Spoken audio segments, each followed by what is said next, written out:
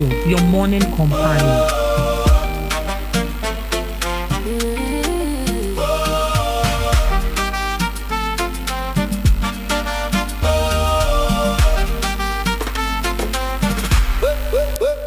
Wake up, Ghana, your morning star, right? News, views, inspiration, and great conversations. From Accra to the world, we bring you fresh stories, fresh energy every morning, full of fire and This glory. is GhanaTalks Breakfast Show, your morning companion. Come join the line. Your day begins when the voices align. GhanaTalks Breakfast Show. GhanaTalks Breakfast Show. Your daily dose. Here we go. GhanaTalks Breakfast Show.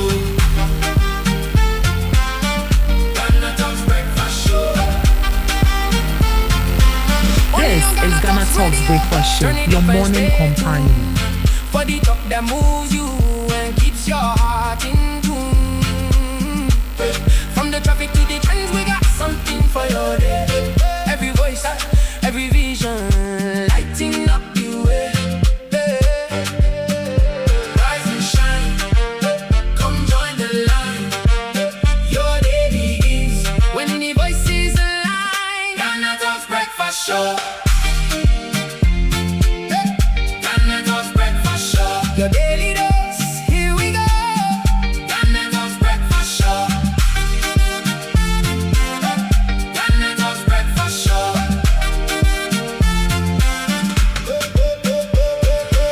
When you see cause on air, where the spark inside the flame, from the first light to the last mile, stay with us a while.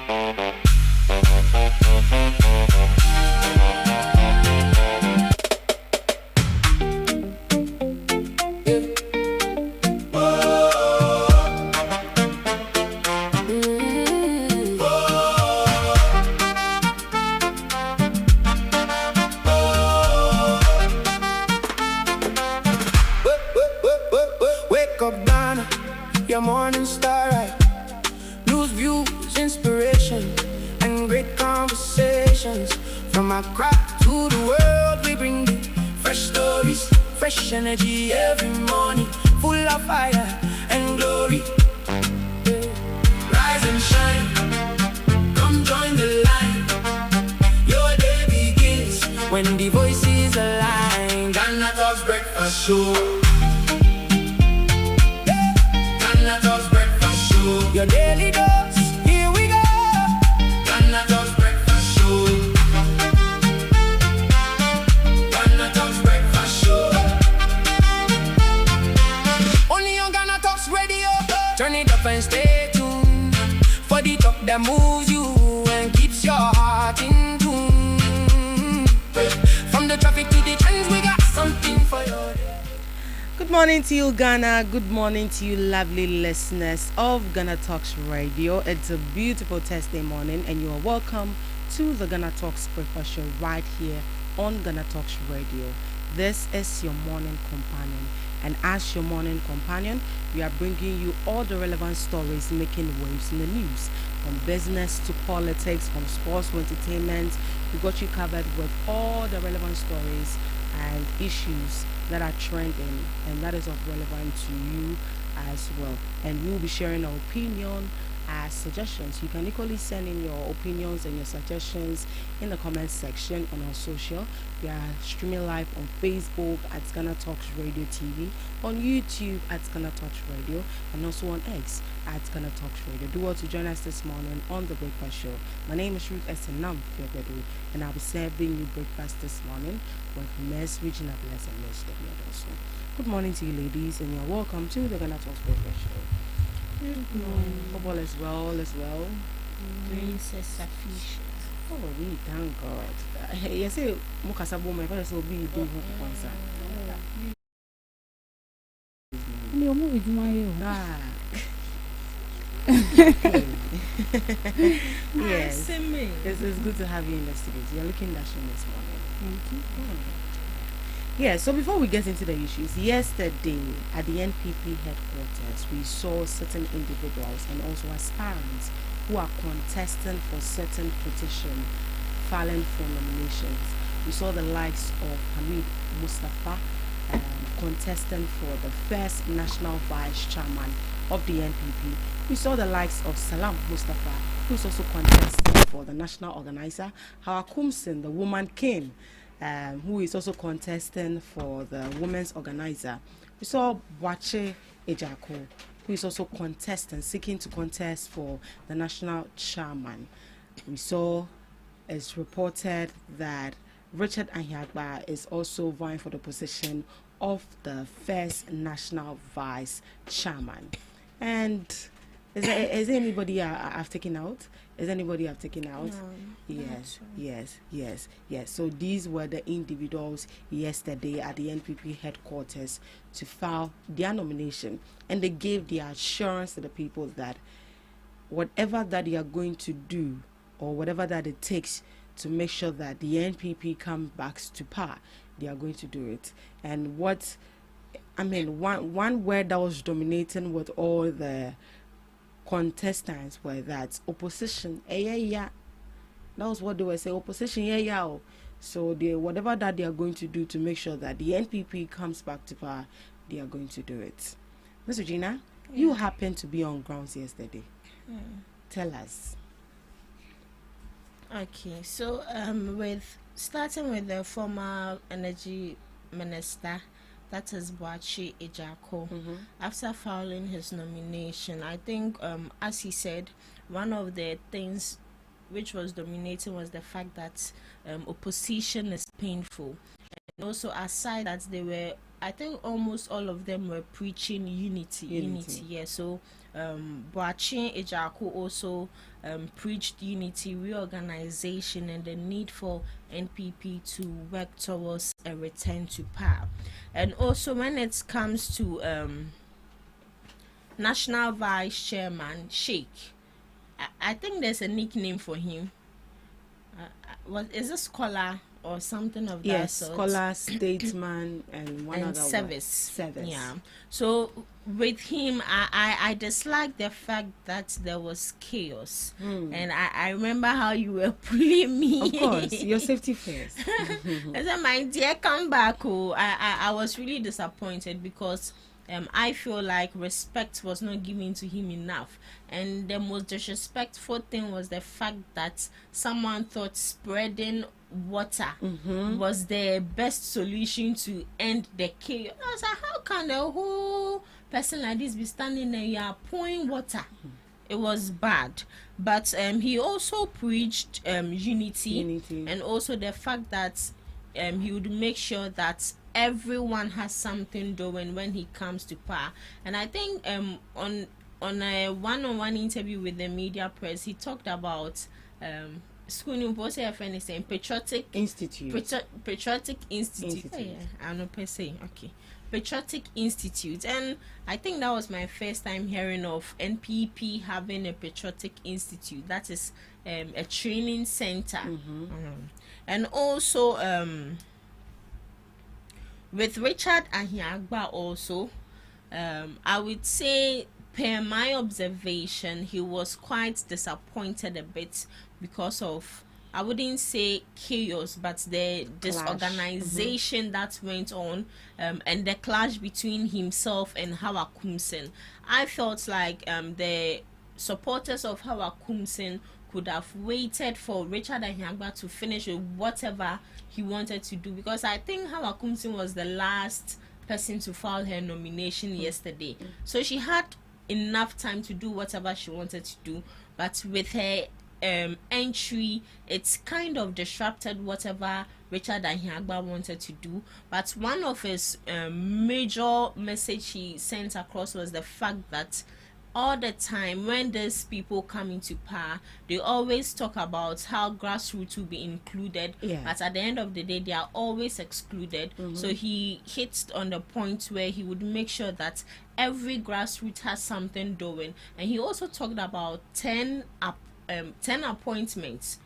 Yeah, he talked about 10 appointments where the people present would have. So I think it's a good thing. And also Salam Mustafa also filed his nomination. So I think so far so good. Yesterday was calm, aside the little The bit little chaos here and there. Right. Thank you so much, Miss Regina. Miss Debbie, I believe you've seen certain videos. I believe you've seen some videos. The video I saw of Mustafa Hamid, he's the one with the allegation with the whole NPA issue in court. So he is going to court back and forth.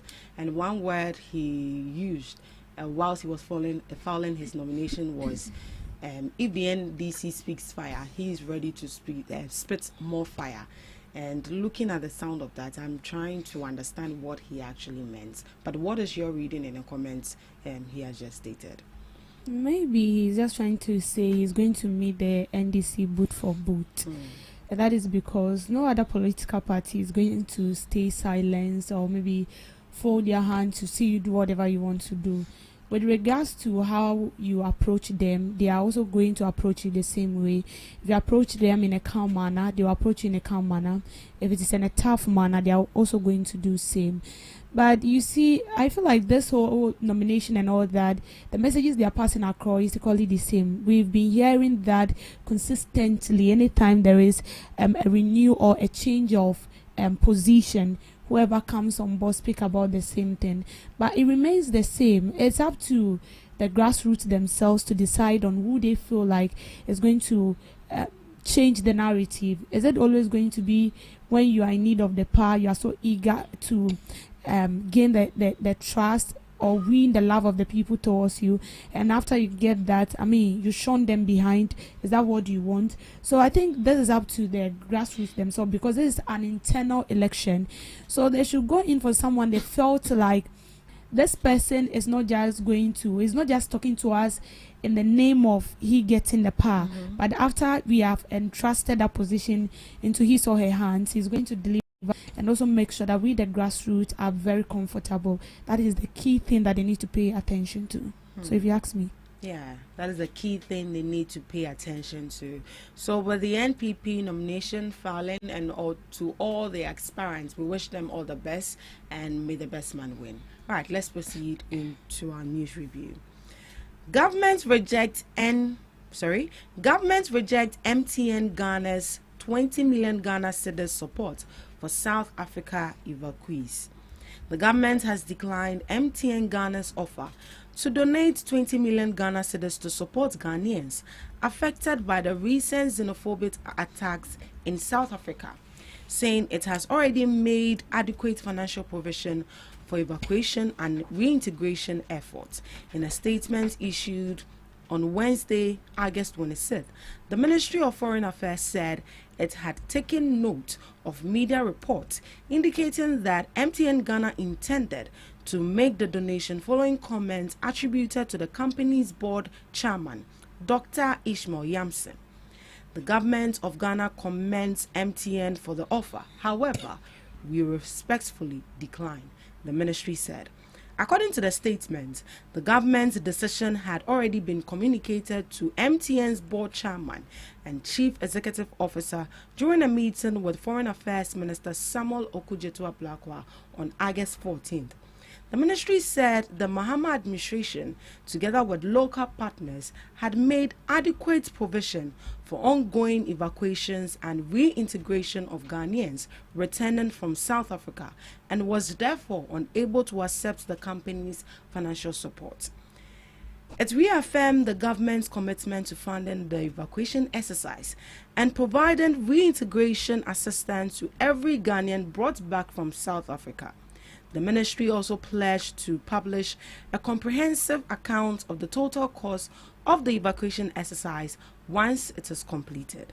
The Ministry of Foreign Affairs assures that it will present to the general public a comprehensive account of the total cost of evacuations as soon as the exercise is concluded, in the interest of transparency and accountability. The government further stressed its commitment to maintaining a favorable business environment for international companies operating in Ghana, regardless of their country of origin. Government will continue to create the best business ecosystem for all international brands operating in Ghana to succeed, irrespective of which country their businesses originated from, the ministry added.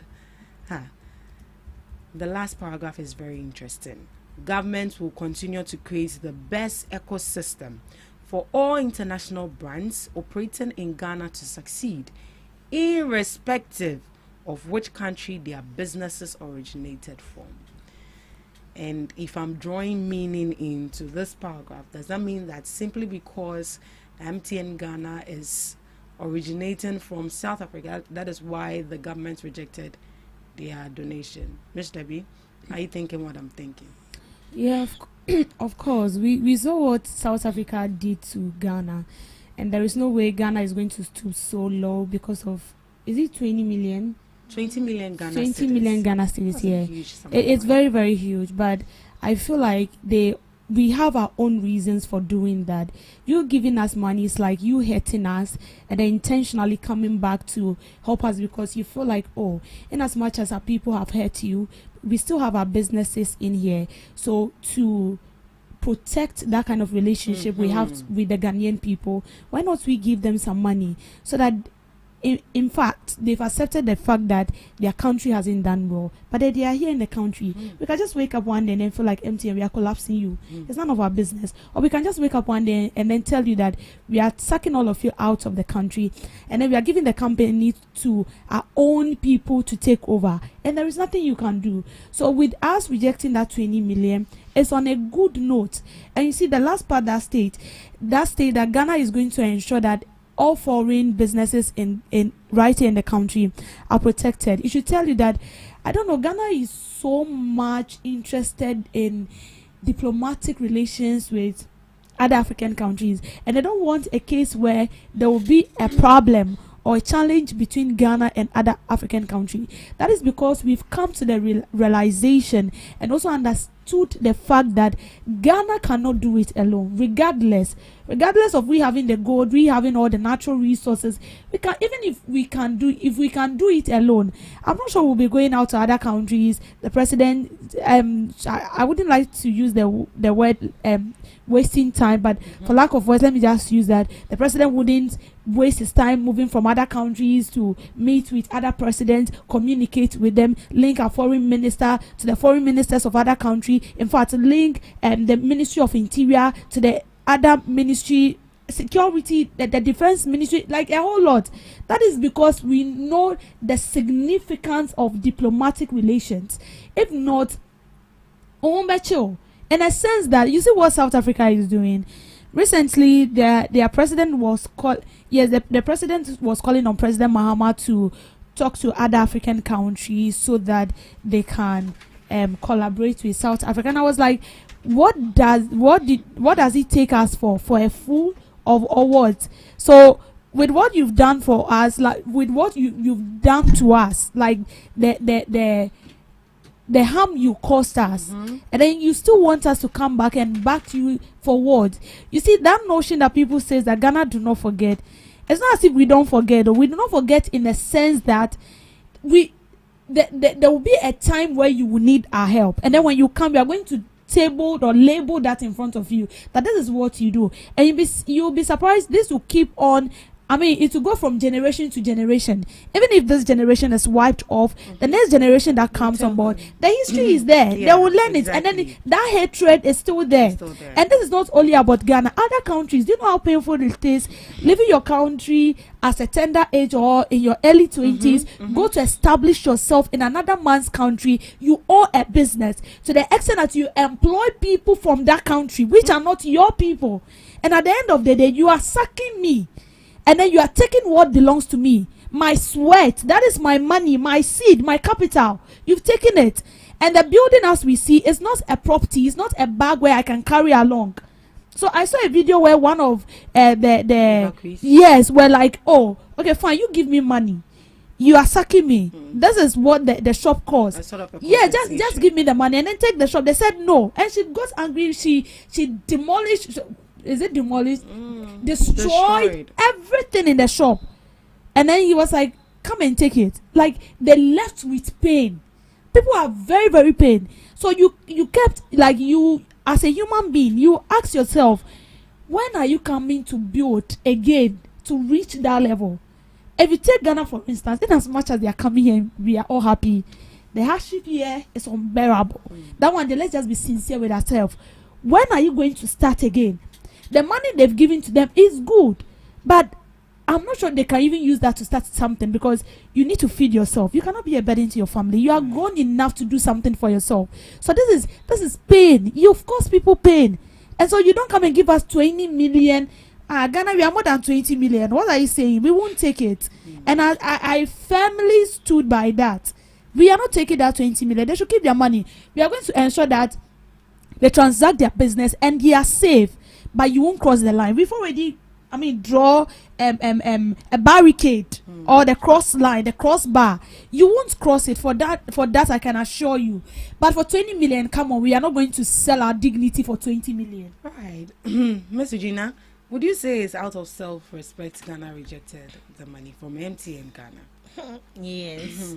And I would say when it comes to Ghanaians, That one. and in as much as we are the lower side, it should also tell us that the people up there also much me when I heard, I was like, oh, they should just take the money so that they'll distribute it to everybody. Yesterday I went to the comment section. We said, please, my account is ready. Oh. If they've rejected it. Or better still, you know when MTN was doing is it at 30? I think recently they did an anniversary. They were sharing money. I don't know if you got some. No. Some people brought it to TikTok or took a screenshot. Some were getting 300, 400, 500. I was like, where did I Regular pass? customers. So at least since they have all of us our account numbers, you can just share the money to us. We will reject 100, it. we can't reject. We will take it. When it comes to money, we will take it. But honestly, I think they didn't take it out of respect, because our dignity is at hand. And mind you, MTN is a South African company, was originated there. Its headquarters is situated there. So at the end of the day, we don't want to hear stories that touches the hearts. And during this evacuation process, South Africa supported Ghana with this amount of money. They can do it. So said they'll go and be somewhere and they'll be preaching about it.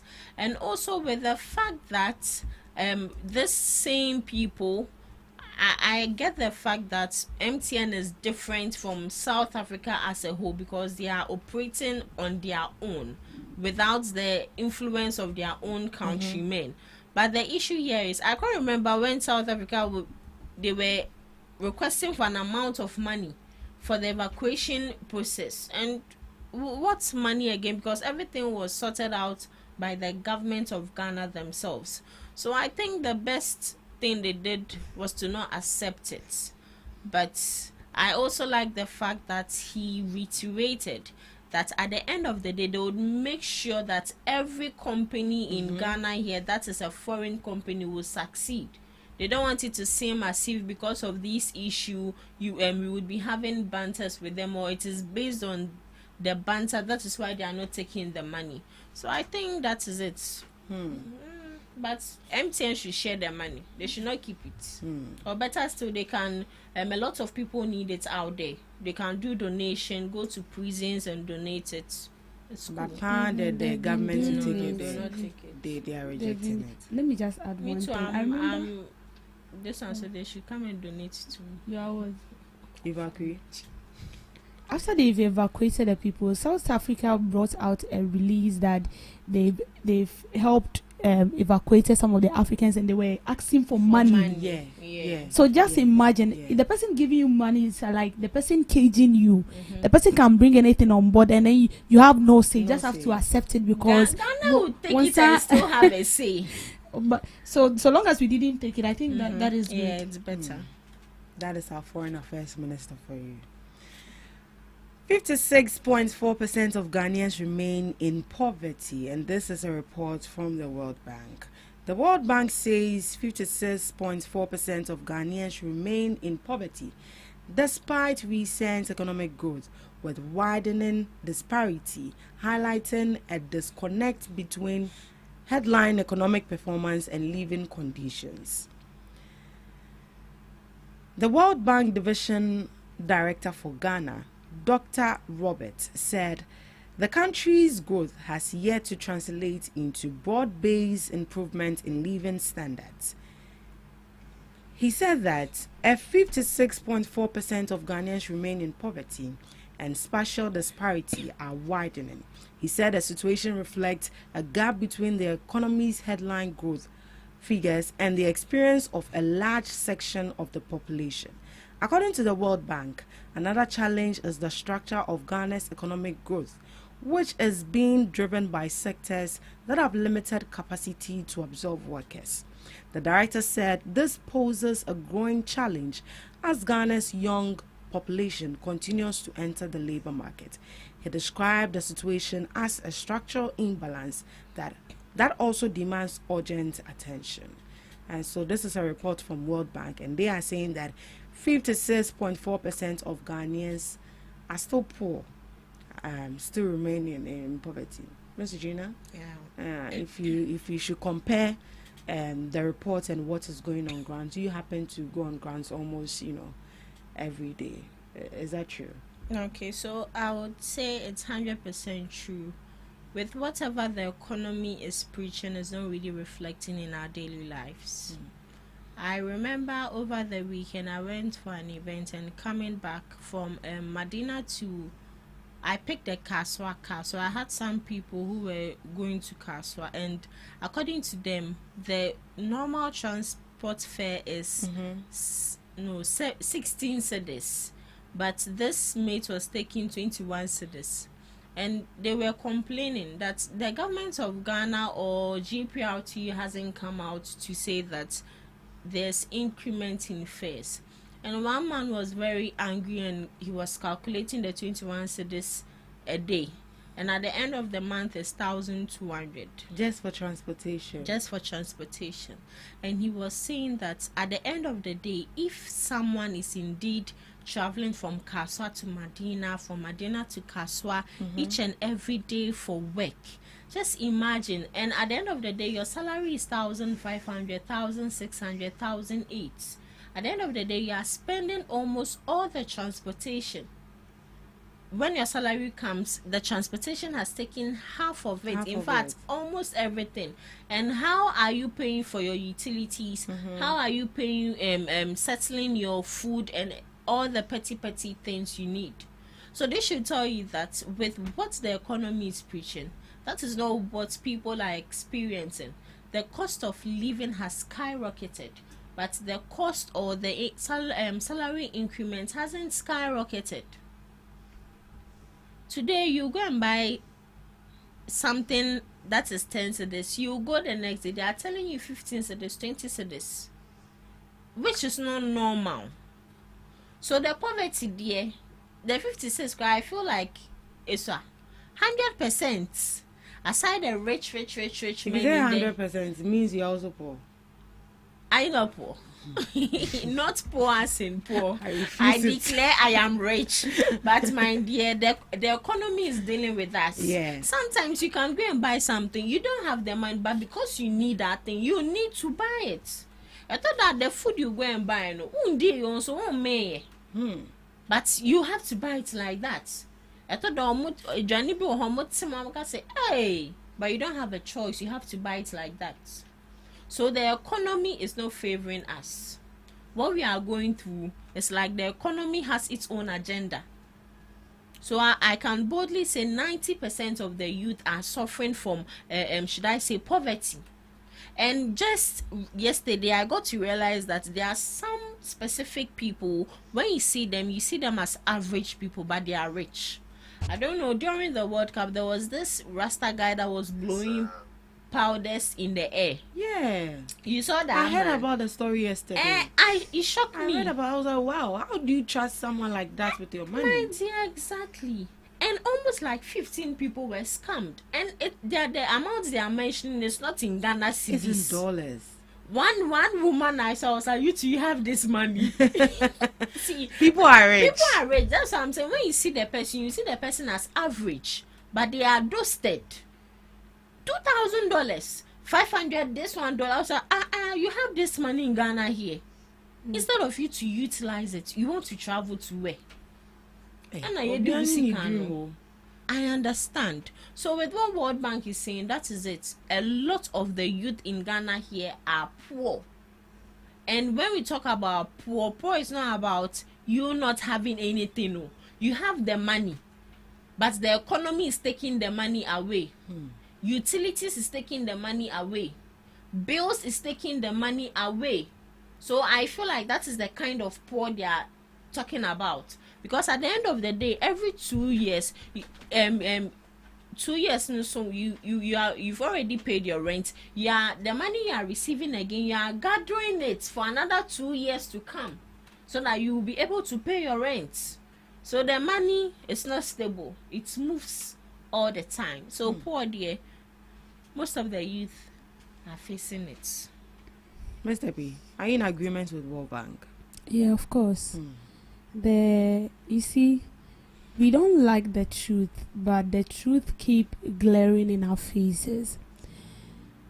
In the last budget that was read by the Minister of Finance, he stated that there is no poverty and that they are able to keep poverty out of the country. But that is not the reality on ground. People are suffering, most especially the youth. So we live in a country where you spend your 24 hours at the office, 24 hours in wherever you work or whatever you do. And then at the end of the day, you can't even sit down and then calculate whatever you are using the money for. And so people see you going to work each day, but personally, you know, just say that you don't even know what you are doing with your life. You sit and then you ask yourself questions like, is this what I want for myself? Like, you ask yourself certain questions, and that is what is going on with the youth. People see you going to work, dress, you go and come, but your account does not speak as how you dress to work. The account is 0.00. Before the money even lands in the account, it is finished. It's finished. But it's finished because the debt that you have to pay is more than what you receive at the end of the month. And we live in a country where prices of goods and services keeps going up every second, but whatever you take at the end of the month remains the same. Now every year, are you sure about the prices of goods and services going up every second? Oh, it goes up. It might not go up like the way we used to experience it during the previous administration. Right, but at a slower pace. Yes, at a slower pace. And then it's as if like you don't really feel it. But see, trust me, you can go to the market with 500 cedis and then you come back with two things. And then you ask yourself, so do these two things are 500 cedis? Like you don't even know. You get to the market and what you've purported to buy, you end up buying like only 2 or 3 out of what you've listed. Because the money is not even up to. Now here lies the case. You are taking like 1,800 a month. Or maybe you are taking like 1,600 a month. You pay for your rent, you pay your utility, you are a lady, you braid your hair, you're a lady, you have to get yourself some shoes, you have to get some you buy every month. In fact, every month you buy sanitary parts. And then you calculate all these things and then the money is finished. And you see some like people will not understand, but you know what is going on. The youth really know what is going on. So if the World Bank is telling you that there is poverty, just accept the fact that there is poverty. Yeah, there is poverty, and the youth are facing it the most. And you see, that is the main reason why, if an opportunity, I'm telling you the truth, if an opportunity to come today that I'm supposed to travel out of the country, I'm not even going to think twice. I will move out. I'm telling you that because even in the Western world, what people work like per hour. I have a colleague in US that he has his work he does, and they pay him, and then he has a part-time. The part-time work in an hour he takes like 1,500, and that 1,500 in an hour is what somebody takes in a month here in Ghana. Of course. So imagine somebody taking 1,000 per an hour, and you taking 1,000 in a month. At the end of the month, the person is making like a million plus, and then calculate that times 12 months, which is a year, and the person is making it more. And that is why offers outside the country is lucrative. And you see, and that is the main reason why most you do not also think when they see job offers they want to go, because they feel like out there is more okay. You are going to make the money is better. And now, even now, because the city to the dollar is now competing so hard with each other, if somebody should send you money and do baby how, a person send like $100, what do you say is kapapa because the sana phone now 500 1,000 CDs. But I mean, during the previous administration, the dollar was against, like, so hard against the city that when somebody sends you money, like a more drew. Yeah. But even with that, the citizens were suffering. Now the city and the dollar is competing when they send you the money, and so baby, so what am I trying to say? Poverty still exists here in Ghana, and the youth are facing it the more. So we are begging them. Got public wages and is it the labor? No, the wages they pay the public workers 21 cedis a day. Why? I think they should do 50 cedis or 100 cedis. They won't do it. They won't do there. They won't do. They won't do it. But sincerely speaking, there is still poverty here in Ghana. We should just accept it and work towards that. Yeah. Yeah. With the statements you made about people working per hour and they are being paid and their monies are even more than somebody who waits till the end of the month to be paid that same amount of money that person is being paid for working just 1 hour. So yesterday we had the opportunity to speak to certain people on the street, and we spoke to one individual, and then he mentioned that Ghanaians, we don't treat workers well, because he said he's a Nigerian, and at Circle he has employed people to be shopkeepers. So they come in, they draft the invoice, and then they serve the customers over there. And at the end of the month, he pays these people sometimes 1,500, sometimes 1,800, sometimes 1,200, based on what you actually do in the shop over there. But if you should go to a Ghanaian shop where they have employed their own people, they are paying them 600 cedis, 800 cedis. So that is the culture right here in our country. So if you happen to have an international company employing a Ghanaian, they appreciate them more than a Ghanaian company who has employed a Ghanaian working in there. Oh, Pameme.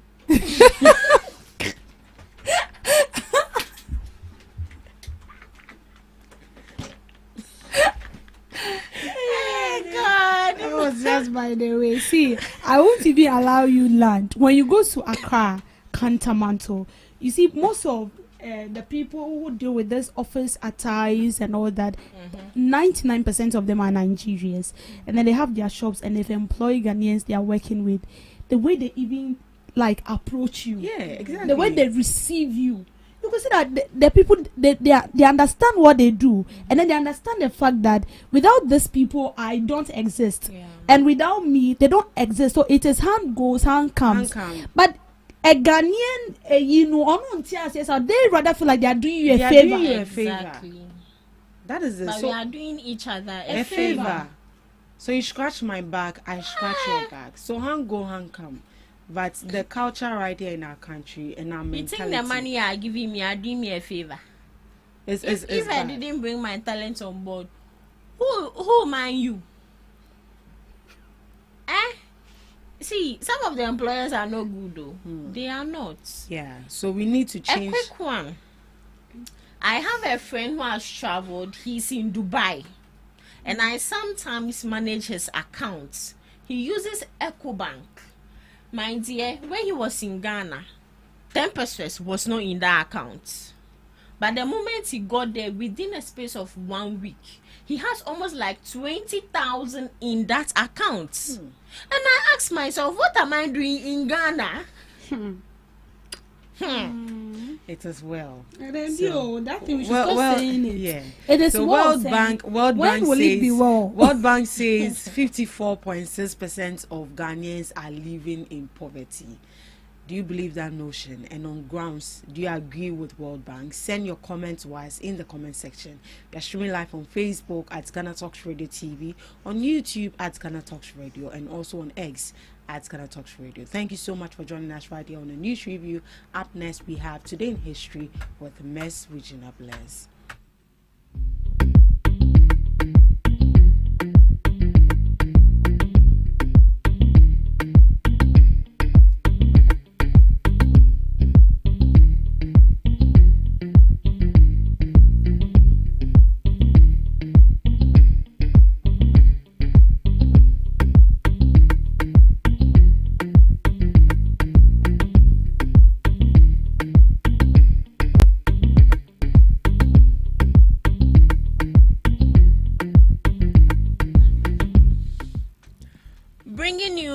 day in history and some global observances live on Ghana Talks Breakfast Show. On this day in 1961, African-American civil rights leader, writer and Pan-Africanist activist W.E.B. Du Bois died in Accra, Ghana at the age of 95.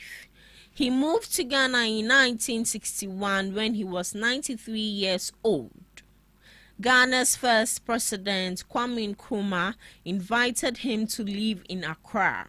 He came to lead the creation of the Encyclopedia Africana, a major project to document African history worldwide. He became a citizen of Ghana shortly before his death. Moving on, 1985, military coup in Nigeria. Major General Ibrahim led a bloodless military coup that overthrew the regime of Major General Muhammadu Buhari. Looking at some key facts of the 1985 coup. Orchestrated by Chief of Army Staff Major General Ibrahim, alongside key figures like Brigadier Sani Abacha and Colonel Joshua Dogon Yaro.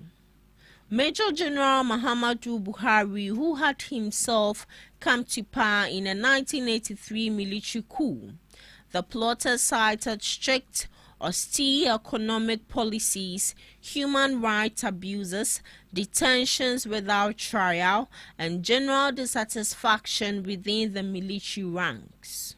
Buhari was placed under house arrest, and Babangida assumed power as the new military president, starting an 8-year rule until 1993.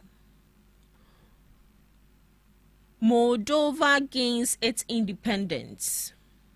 Adopted by the Moldovan parliament following the failure of the August coup attempt in Moscow. Recognized quickly by countries like Romania, with full UN membership achieved in March 1992.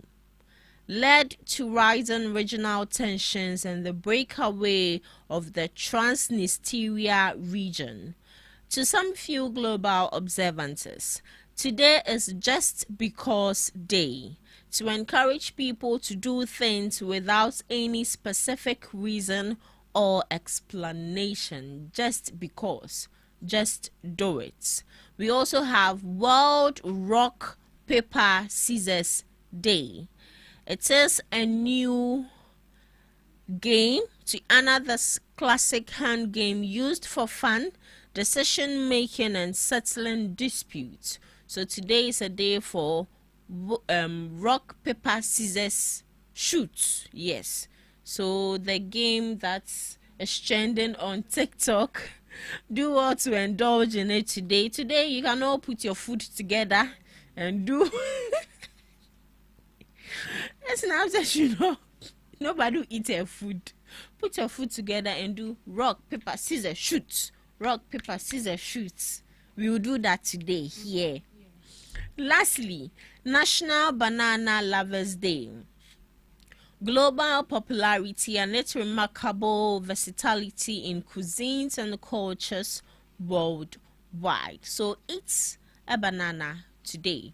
And that's all for today on Today in History and some global observances, live on Ghana Talks Breakfast Show. Thank you so much, Miss Regina Bless, for Today in History and some global observances of the day. Up next, we have Debbie's Grill. Welcome to Debbie's Grill, where we talk about issues that matter to the state, void of politics, fear of favor. The Accra Metropolitan Assembly, AMA, has arrested 6 commercial transport operators in the Central Business District for allegedly charging passengers fares above the approved rate to Awoshi, Kaswa, and Medina. The 6, comprising 3 drivers and 3 bus conductors, known as MATE, were arrested on the evening of August 25 at 7 p.m. during an enforcement exercise by the Assembly. following a caution by the Mayor of Accra, Honorable Michael Kpakpo Alote, against arbitrary fare increases by some commercial transport operators in the city.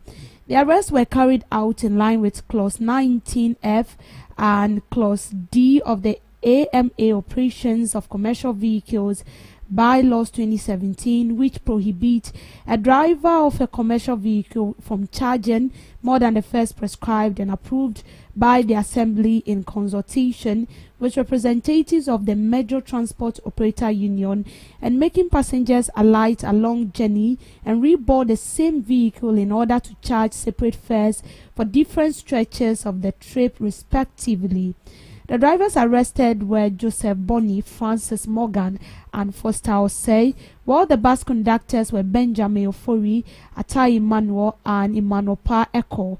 During the operation, a driver of the Mercedes-Benz with registration number GW2748/26 operating from the Central Business District to Awoshi was allegedly found charging passengers 15 Ghana cedis instead of the approved 7 cedis 50 pesos, representing twice of the approved fare. Another Toyota with registration number GRC294/17 operating from the Central Business District to Kaswa was intercepted with 8 driver and mate arrested for allegedly charging passengers 15 Ghana cedis instead of 10 cedis approved, meaning they've approved the 10 cedis. A third Toyota was with registration number 5988/18 operating to Medina was also intercepted, and the 2 operators were arrested for allegedly charging passengers 10 Ghana cedis instead of the approved 8 cedis. The suspects were subsequently handed over to the police and were expected to be arraigned before the Lamoto court on Wednesday for the appropriate legal action. So, speaking to the media, the mayor said the Assembly's task force will visit various transport terminals and loading points to intensify enforcement. Now, this is nothing new. This is something that has been occurring right here in Accra. In fact, it has become normal now. Now, AMA has taken it upon themselves to be going from various bus stations to arrest these drivers that takes more than what they are supposed to. Now, they arrested a driver with his conductor to Medina, from Accra to Medina, from Accra to Kaswa, and from Accra to Awoshi. Now, personally, I don't know they've approved 10 cedis from Accra to Kaswa. It used to be somewhere around 8 cedis, 7 cedis. They've approved it. But when you go to Accra and it's 3 p.m. or 12, some even charge 20 cedis. Some take 20 cedis, and some even take 15 cedis. But I've learned the actual price they are supposed to take is 10 cedis, and then from Accra to Awosh it's supposed to be 7 cedis 50 pesos, but some of them are taking 15 cedis. And from Accra to Medina is also supposed to be 8 cedis, and these drivers are taking 15 cedis. Why are they doing that? And they've made it so difficult for passengers. You see, that is one of the factors contributing to the poverty issue we are talking about. How much do you receive in a month? And then you are being paid only transport, you spend like 15 cedis. So imagine someone who works in Accra. Personally, if I go to Accra, then it means I'm going to purchase some stuffs. And I don't go there occasionally. So that is a different issue. But what of someone who works right in Accra and the person lives at Kaswa? And the person is being asked to pay 15 cedis every day. You multiply 15 times 7 because we have 7 days in a week. And then you can imagine what this person pays at the end of every week. And then multiply that times a month. So it looks as if whatever you take in a month, 50% of it goes to transport. These drivers are doing us more harm than good. And anytime we speak about this issue, they kept saying the same thing. It has to do with Aboso kind spare parts. And that they keep increasing the prices of the spare parts. And then another issue is the bad road. And as for the bad road, that one, I might say it is true. Because our roads are bad. Our roads are very bad. And our roads are being constructed in one route. Kaswa, you don't have any other route that will lead you to Kaswa. It is only this Makati Kaneshi stretch, Malam Makati stretch. Asan, there is no other route that maybe these drivers can maneuver their way through to Kaswa. It is only one way. And so anytime it is 5 p.m., traffic are check. And when it happened like that, it drained the drivers because they are using fuel. And so because they don't want to run at loss. And so they kept charging abysmally just to make an income. And don't forget, some of these drivers are also criminals. A lot of them are criminals. They don't even care. You see, the most painful aspect is that when it has to do with Kaswa, most of these Kaswa vehicles, you don't even get a seat to sit down. And because I don't know, but personally, I feel like 90% of the population here in Accra lives at Kaswa. And so you don't even get a vehicle. The vehicle you get to sit in, the seats are full and you are standing and you are paying 15 cedis. Whether you stand on top of the route, whether it's under the vehicle, you are paying 50 cedis. They don't even care. And you see, all these things are happening because the right things are not being done. We kept saying that we can also bring up a different alternative to our transport issues. We can bring up a different alternative. What happens to our railway system? What happens to it? We can do something about it to ease pressure on our roads, but we are not doing it.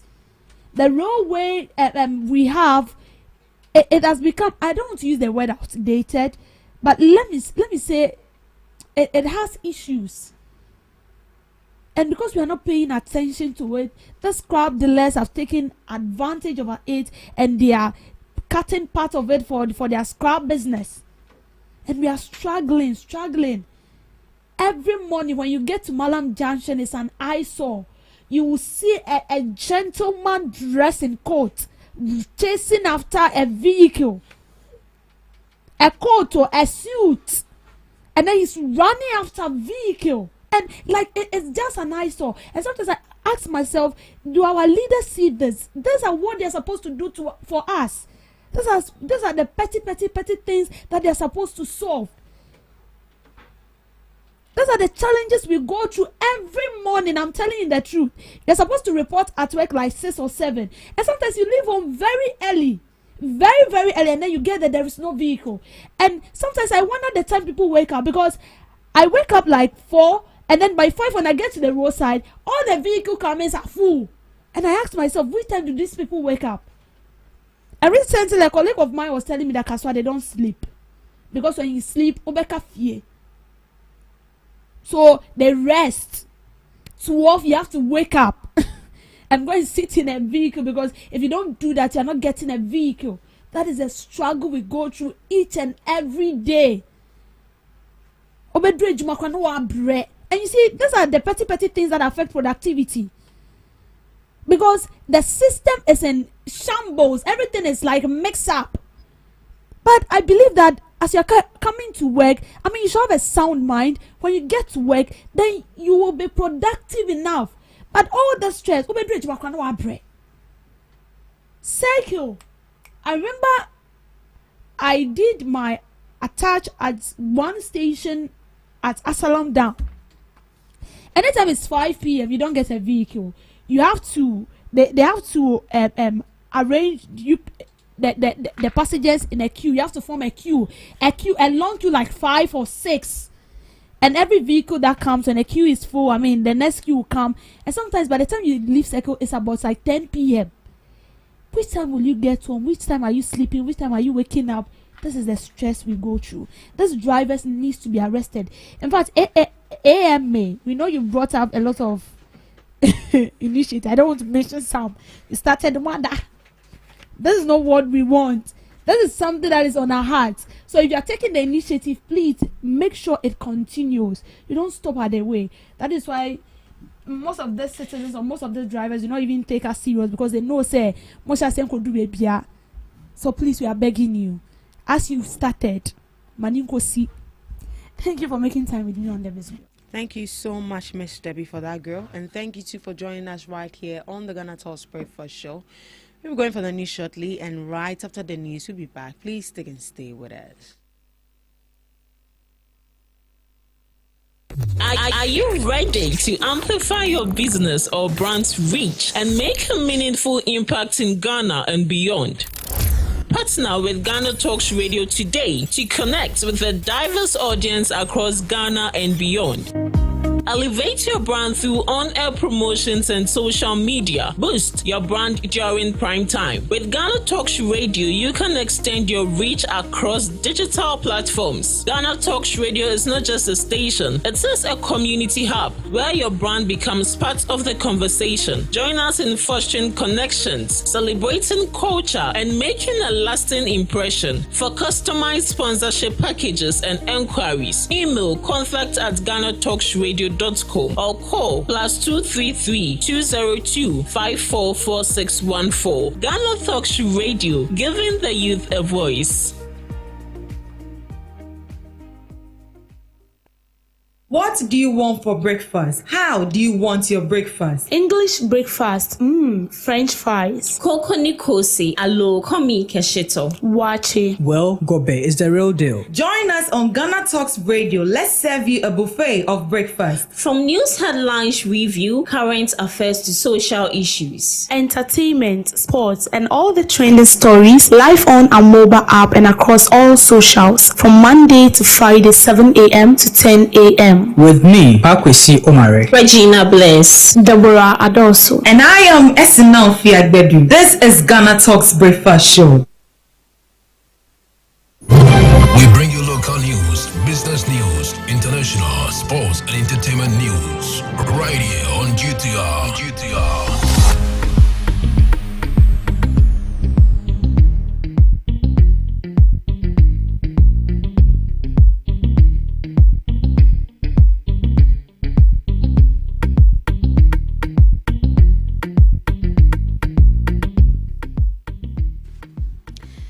Hello, good morning and welcome to the morning news update on Ghana Talks Radio. Coming up this morning, President Mahama inaugurates committee to manage 1 billion cedis in Boko. Emergency recall wasted as the government fails to present business, including a motion to investigate losses occasioned by Gold Board. The special prosecutor calls for stronger powers to seize unexplained wealth without conviction. And also in the news, the Public Utilities Regulatory Commission to engage big push contractors to avoid power outages. We have details on these stories and more coming up shortly in business, sports, and entertainment.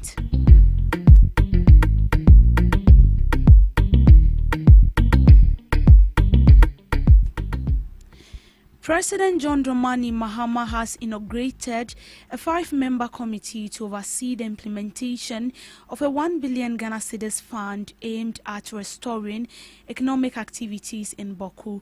The committee, chaired by the Minister of Finance, was inaugurated at the presidency. Other members include the Member of Parliament for Boku Central, Chief of Tipani, Upper East Regional Minister, and the Member of Parliament for Garu.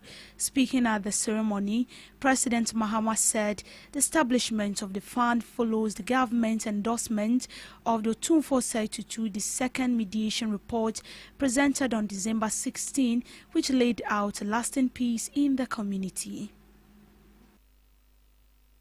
2025, we received the report of the Otumfo Mediation Committee. And during the receipt of that mediation report, I announced that it was time for the guns to be silenced in Boko, and that the issue of Boko would be resolved through the lawful process, upholding our constitution and our laws, and that any other outstanding issues can be handled traditionally. There was quite an eruption since then, and I want to use this opportunity to commend the security services for remaining firm and taking action to make sure that Boko becomes safe and secure again so that people can go about their normal duties. It's taking quite some time, but I'm happy to receive the reports that Boko is safer, it's quieter. We don't hear gunshots again at night. The kind of murders that took place with impunity have abated. And at the time that I received the report, I announced the Boko Revitalization Fund to be dispersed by a committee chaired by the finance minister. The allocation for the Boko Revitalization Fund has been made, and it is 1 billion Ghana cedis. And so now, with safety and security prevailing in Boko and surrounding areas, this is the time to begin implementation of the Revitalization Fund. We want Boko to recapture its former glory as a major commercial center in Ghana. As a result of the conflict, we're not able to post national service people to the area. We're not able to post medical personnel to the area. Indeed, there were very important projects taking place there, like the Tamni Dam. One employee of the company was killed, and so the contractor had to pull out. And so that dam that will benefit 4 districts in Boko has come to a standstill. But I'm happy that now we have the opportunity to go back and continue the development so that the people of the area would benefit from all the projects that we've been doing, so that Boko will get its fair share of the national cake. So today we've gathered to inaugurate the committee that will be steering the Revitalization Fund. It will go to provision of infrastructure and any other areas that the committee deems fit. And we expect that as many districts within the Boko area will benefit from the Revitalization Fund. I have absolute confidence in the membership of the committee, and I know that they would handle this assignment with the usual integrity and efficiency that The Waliwali Member of Parliament has accused majority of wasting parliamentary time despite the Speaker's emergency recall of the House. Speaking to journalists after the House adjourned, the Minority Member of Parliament said 75% of the emergency sitting has been lost with no serious business. Parliament was recalled from recess by Speaker Alban Bagbin on the request of the government to consider urgent national business, including the banks and specialized deposit-taking institutions, the National Petroleum Authority Bill, the Deposit Protection Amendment Bill, and the nominees for Ministers of State and the Supreme Court. However, according to Dr. Kabiri, 3 into the 5-day recall, key bills are yet to be referred to the committee.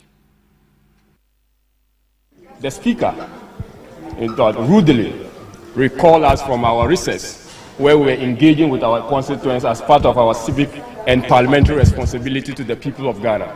We were to come back basically to do 3 things. 1, to consider and possibly approve the Depositors Protection Amendment Bill, which was one of the reasons why the Speaker recalled us back to attend to. The second thing was to consider the appointment, the nominees of ministers of state.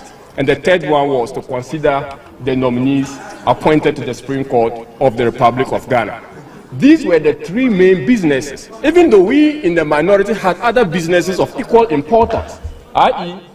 a motion filed by the minority to investigate the losses that have been occasioned by Gold Board.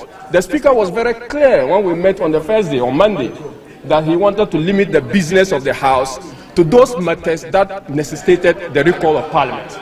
We reluctantly agree with the Speaker that the matters should be limited to the reasons why they recall Parliament.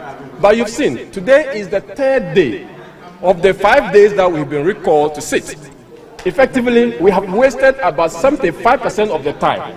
And I'm seeing a situation where the government wants us to, rush through a single day of everything. That has been very characteristic of this government, to use a single day to railroad everything that they want to go through in a single day. That is not democracy. So these are the issues that we think that the Ghanaian people should know. Even when they were going to address you, you realize that they didn't even have numbers to come and stand down to even explain why they are adjourning the House. The minority who is not even supposed to be prosecuting government business, we are here in our numbers to support the government, to do the government business. Yet still, the government is at large. If there is no direction in this government, if there is no leadership in this government, they should better hand over to Dr. Mahmoud Bawumia to lead us so that we can get government business on. Special Prosecutor Kisie Jaben says anti-corruption agencies should be given stronger powers to conduct lifestyle audit and recover unexplained wealth without requiring a criminal conviction. Speaking after the Supreme Court's recent ruling affirming the Office of the Special Prosecutor's independent prosecutorial powers, which it described as a rebirth of the office, the Special Prosecutor said the fight against corruption requires bold legislative reforms beyond courtroom victories. According to him, the recent system, which requires a criminal conviction before assets can be confiscated, is inadequate and expensive. However, under the proposed framework, the focus will be on whether a person's legitimate income would reasonably account for the property in their possessions. Recognizing that the fight against corruption will persistently be heckled by the pushback of corrupt actors, we have championed and we will continue to champion that the powers of anti-corruption agencies should be enlarged and enhanced, especially in respect of two main indices. First, global anti-corruption best practices indicate that broad-based lifestyle audit, non-conviction-based asset recovery represents the fairest and optimal method of frontally addressing corruption and unexplained wealth. Therefore, we have championed and will continue to champion that institutions like the OSP and the Economic and Organized Crime Office, (EOCO), should be invested with express and effective lifestyle audit, non-conviction-based asset recovery powers to assure that persons show legitimate sources of income sufficient to justify their ownership of property. Therefore, where a person's resources far outstrip his legitimate income, the unexplained portion should be liable to confiscation. This will also be a critical tool to detect fraud and undeclared income for tax purposes. Added to this, conviction after criminal proceedings should not be a condition precedent for asset recovery. Civil proceedings should suffice. Second, we have championed and we will continue to champion the institution of a reverse onus clause of a presumption of corruption tied to lifestyle audit. Therefore, where a person is in possession of property disproportionate to his known legitimate sources of income, he should be deemed to have obtained it through corrupt means, unless he proves the contrary. This proposed unexplained wealth mechanism is not a shortcut around justice or a license for arbitrary confiscation. On the contrary, once the appropriate legal threshold is established before a civil court, unreconcilable assets not traced to legitimate sources of income should be liable to confiscation. Even though our investigative and prosecutorial work was gravely hampered after 15 April, we have not been indolent. We have reviewed all cases under investigation and at trial. In some cases, we have uncovered more evidence of wrongdoing. In other cases, we have identified more suspects. We are going to refile some of the pending major cases based on our discoveries. The Executive Secretary of the Public Utilities Regulatory Commission, Dr. Shafiq Suleiman, has announced plans to meet contractors working on government Big Push utility service to prevent disruption during construction works. The engagement has become necessary as the progressive nationwide construction risk damaging underground cables.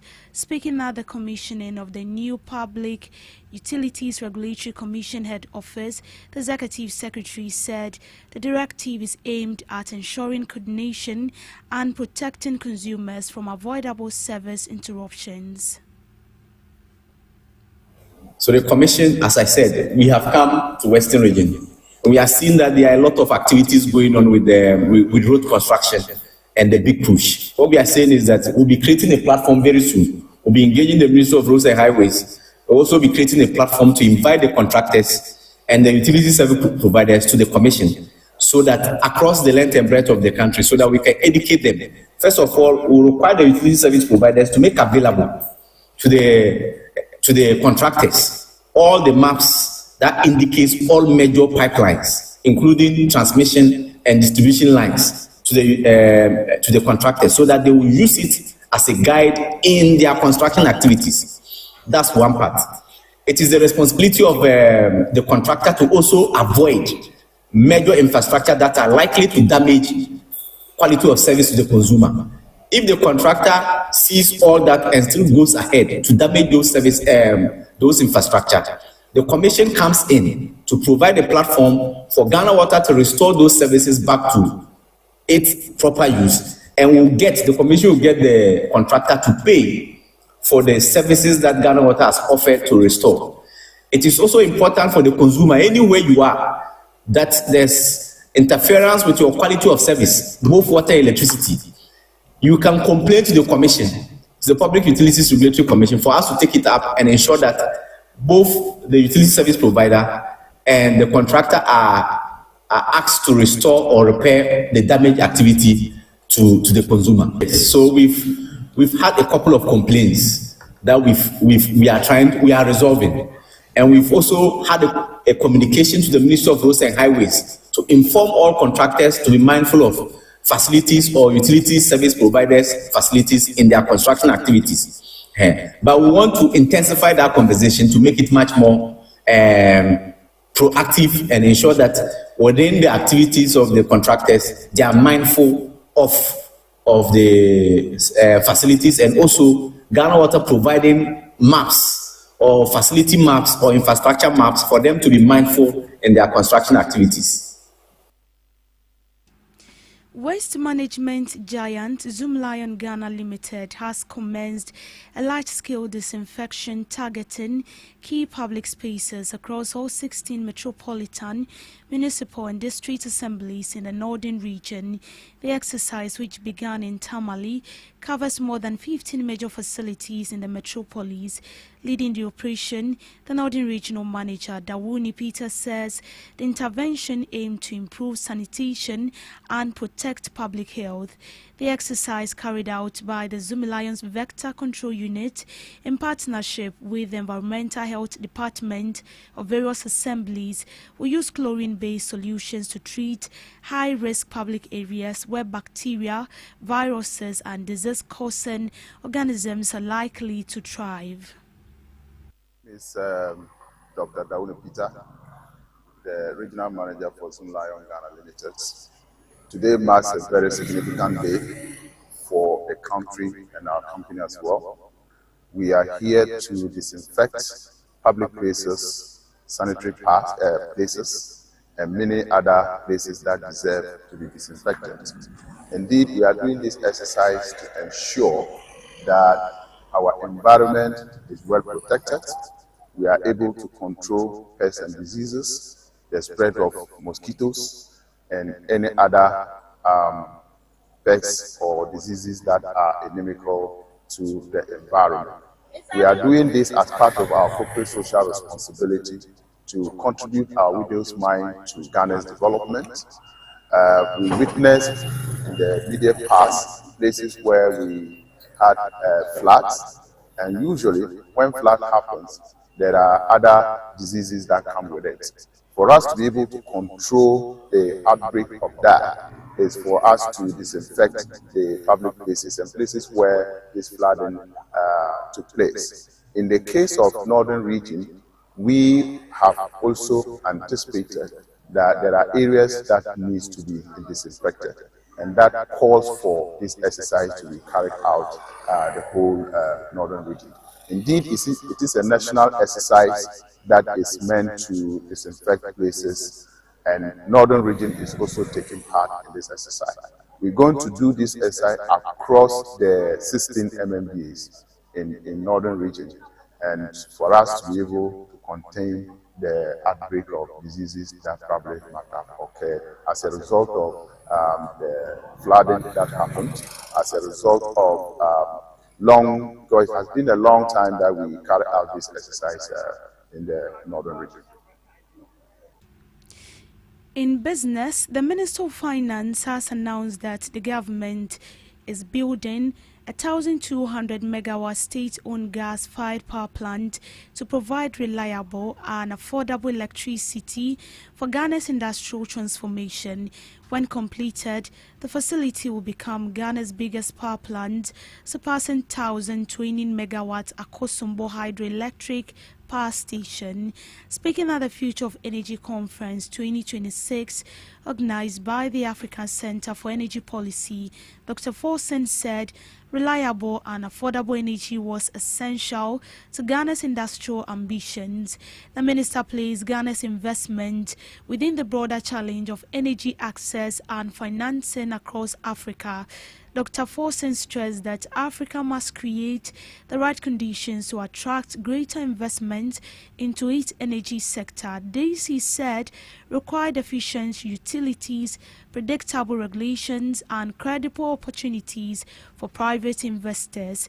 He acknowledged that major energy projects required substantial long-term financing the government could not provide. The finance minister therefore called for guarantees, blended finance, local currency funding, deeper capital market, and credible public-private partnerships to close Africa's energy financing gap. He said Ghana's proposed 1,200 megawatt power plant demonstrated the government's determination to secure the reliable and affordable energy needed to power industries, create jobs, and drive economic transformation. To sports, Antion Semenyo has made history by becoming the first Ghanaian player to be named in the Professional Football Association Premier League Team of the Year. The Manchester City forward was included in the prestigious the annual Professional Footballers Association Awards on August 25, following an impressive 2025-2026 campaign. Semenyo is joined in a star-studded lineup by 5 Arsenal players, 4 Manchester City players, Manchester United captain, and Brentford striker. Arsenal David Raya, including 3 others, made the team after helping the Gunners enjoy the league's best defensive record, conceding 27 goals. Manchester City was represented by Nico and Raya Cheki and Naswola Semenyo. Fernande completes the midfield after breaking the Premier League assist record with 21 assists, while Thiago ends his place after scoring 22 goals league for Brentford. Semenyo's selection represents a landmark moment for Ghanaian football, making him the first player to earn a place in the Professional Football Association Premier League Team of the Year.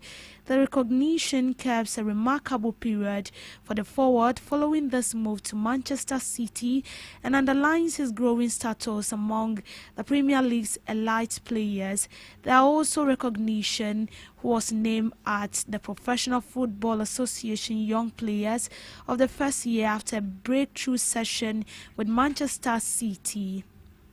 On the international front, the African Peer Review Mechanism, an African Union-backed initiative, will launch a continent-wide credit rating agency in October. A senior advisor at the African Union said as it seeks to tackle high borrowing costs. Paul Sikazwe, technical advice on debt to African Union Commission, said the rating agency created for Africa will be launched in Mauritius on October 5.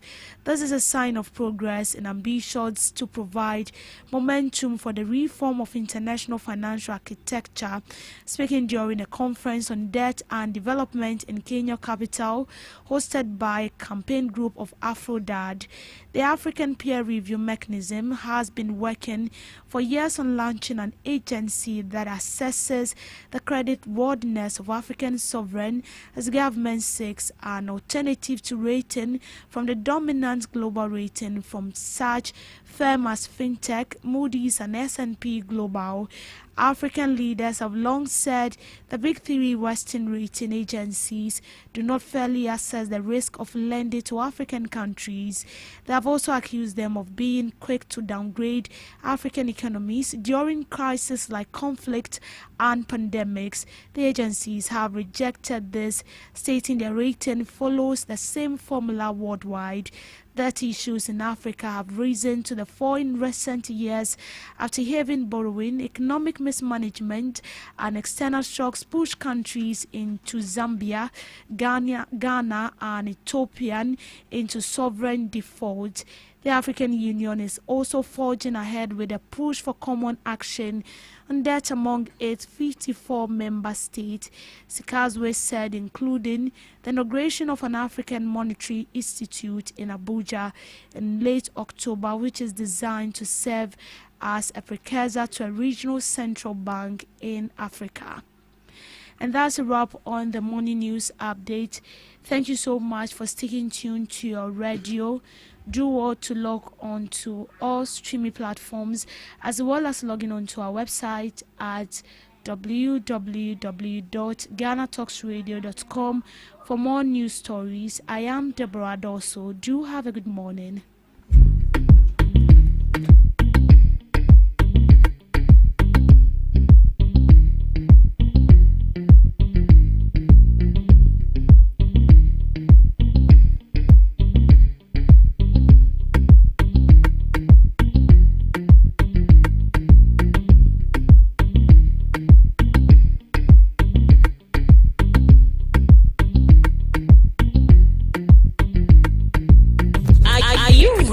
To amplify your business or brand's reach and make a meaningful impact in Ghana and beyond. Partner with Ghana Talks Radio today to connect with a diverse audience across Ghana and beyond. Elevate your brand through on-air promotions and social media. Boost your brand during prime time. With Ghana Talks Radio, you can extend your reach across digital platforms. Ghana Talks Radio is not just a station, it is a community hub where your brand becomes part of the conversation. Join us in fostering connections, celebrating culture, and making a lasting impression. For customized sponsorship packages and enquiries, email contact@GhanaTalksRadio.com or call +233 202 544614. Ghana Talks Radio, giving the youth a voice.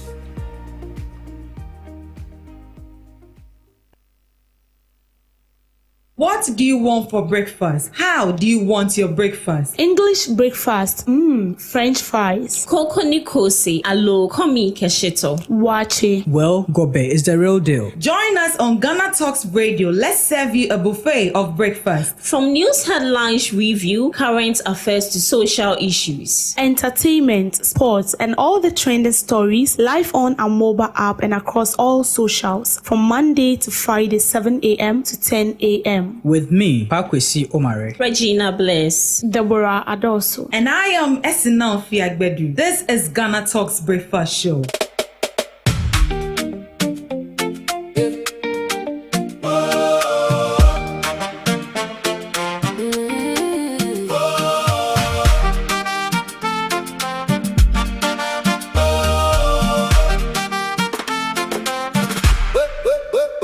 Wake up, Ghana. Your morning star, right? News, views, inspiration, and great conversations. From Accra to the world, we bring the fresh stories, fresh energy every morning, full of fire and glory. Rise and shine, come join the line. Your day begins when the voices align. Ghana Talks Breakfast Show. Your daily dose, here we go. Ghana Talks Breakfast Show. Ghana Talks Breakfast Show. Only on Ghana Talks Radio. Turn it up and stay tuned. that moves you and keeps your heart in tune. From the traffic to the trends, we got something for your day. Every voice, every vision, lighting up the way. Rise and shine, come join the line. Your day begins when the voices align. GhanaTalks Breakfast Show.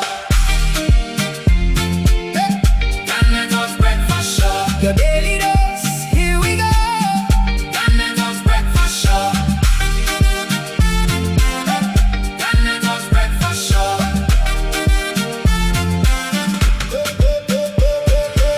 When the sea calls on air, where the spark inside the flame, from the first light to the last mile, stay with us a while.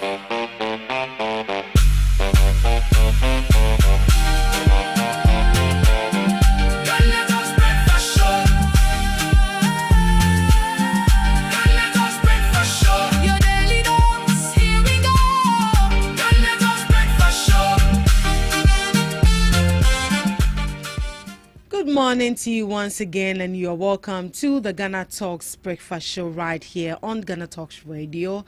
This is your favorite online radio station. You can carry along wherever you go. Remember that you're streaming live on Facebook at GhanaTalks Radio TV, on YouTube at GhanaTalks Radio, and also on X at GhanaTalks Radio. Do well to join us right here this morning on the Breakfast Show. This is your morning companion, and we promise to be your companion right from 7 a.m. to 10 a.m. So do well to join us this morning. Send in your comments, send in your suggestions, send in your opinions. This is the second segment of the morning show, and you know how we do it. We come along with knowledgeable guests who are going to be delving into the issues for discussion this morning. We'll be speaking on topical issues, social issues, political issues, any issue that is of relevance to our audience, and they will be bringing on board their informed perspectives on matters that matter to you every morning right here on the show.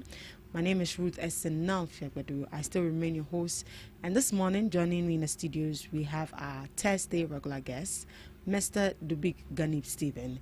He's a social commentator and also a political analyst. Let me go to Studio B and welcome Mr. Dubik. Mr. Dubik. Madam. Me, I don't like it when people call me Madam. Madam. Call me Esenam. Esenam. Yes. Ruth. Yes. Okay. Good morning. Good morning. How are you? I'm good, and you? I'm fine. Mr. Dubik. Yes, ma'am. Put your phone down. Oh. You put me on the spot and you're telling me to put my phone down. But I was introducing you. After you've done whatever you wanted to do. Oh, what do I want to do? You just added something I wasn't ready for, so I need to look. Okay, I'll take it out. No, add it. You talk about it. The issue you're interested though. It's nice. It's nice. Yes. It's a nice issue, right? It's a nice I still issue. want to talk about it. Good morning to you. Good morning. How are you doing? I'm good. And you? I'm fine. You're looking good in your outfit. Thank you. I like the combination. And I'm you do them. You do them. Yeah. Now you sew them. I have Tiny who sews it, but I tell him how to sew it and he does. As in Tiny, the Tiny we know. No, not Makola Kwakwe. Okay. There's another Tiny. This Tiny is taller than the Makola Kwakwe. I don't know why they call him Tiny, but he's not tiny. No, he's a TikTok guy. He's a TikTok guy. Yeah. My Tiny is a TikTok guy. Your Tiny is a TikTok guy. Yeah. Right. We thank God. How's the week? How's the week been? It's going well. Everything is cool. We are here. We are managing. So. All right. Are you part of the poverty people? Poverty as in how? World Bank says 54.6% of Ghanaians are living in poverty. I'm sure. You are sure? Yeah. Why are you so sure? Hey, I'm sure because what I want to do now, I don't have the money to do it. But they said economic growth. We are enjoying, and we are out of the ICU. That is the macro. There's a difference between the macro economy and the micro. In the microeconomy. Yes. So which one are we experiencing now? The micro is the individual. The macro is the larger economy. Okay, so the larger economy. Putting the individuals and everything together, you can see that there's growth in the macro. But it takes time for the macroeconomic growth to translate into the microeconomic growth. So I'm sure that small you will get there. Small you will get there. Small. So you are believing that in the coming years, or let's say the coming months, we will begin to see the impact, and it's not just going to be on paper. Of course, that one I'm certain. Yeah, and we are hoping that the figures World Bank is reporting will also reduce as well, because 54.6% is plenty. Yeah, that is plenty. Hopefully, it's all boiled down to jobs. If the people are employed, gainfully employed, not just employed. If they are gainfully employed, I think that these numbers would reduce and go down with time, because the more you work and get paid, the more your situation improves.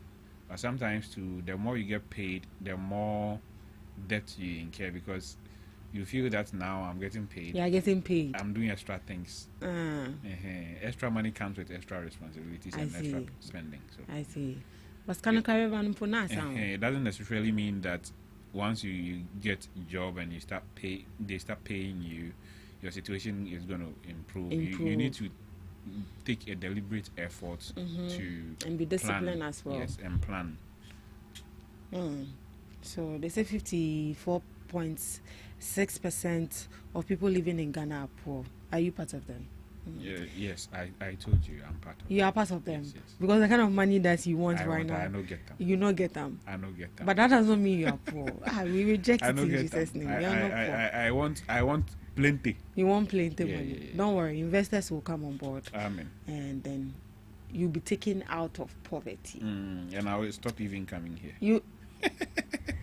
Right, this is still the Ghana Talks breakfast show. Do you see Despite sitting on his radio? Right here on Ghana Talks radio.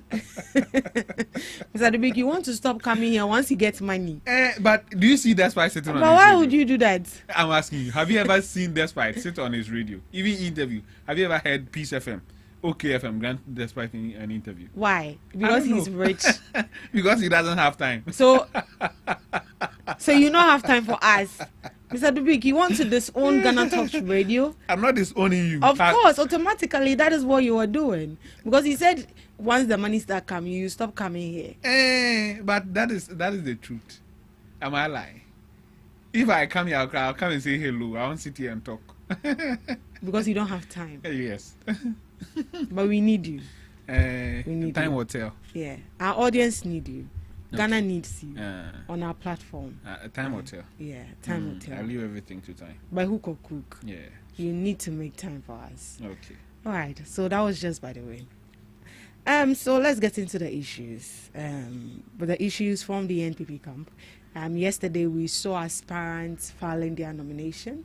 We saw the likes of Hawa Kumsen, who is contesting for Women's Organizer, Hamid Mustafa Sheikh, who is also contesting for the first National Vice Chairman. We saw Salam Mustafa, who is also contesting for National Organizer. Richard Dahiagba also seeking for the position of the first National Vice Chairperson. And also Boache Ejako, who is also seeking for the position of the NPP National Chairmanship. And I think that's all. Yeah, looking at the race, looking at the people involved, and one interesting comment I heard from Hamid, he said that he's ready to speak fire to the NPP, spit fire to the NDC if he's voted as the first National Vice Chairperson for the NPP. Who said that? Hamid Mustafa. I don't think on party no. Who told them the responsibility of a vice chairperson is to spit fire? Since I look at TikTok, I find Mr. Dragon. Who told him that's his responsibility as the vice chairperson? Which is to spit fire. Who knows the NDC's vice chairperson? But the spit fire, how do you understand it? To talk, to be in the public space communicating. And debate. So but is it not part of their responsibility? Who knows the NDC vice chairperson? Do you know him? No. What is his name? I don't know. I don't know his name. But do they have one? They do. They do. So why they are they have all up quiet? to, I think they have up to the fourth or third vice chairperson. Oh, but as it stands now, it's only a doing Ketia. Political work. It is not about spitting fire. It is strategy. Politics is purely strategic.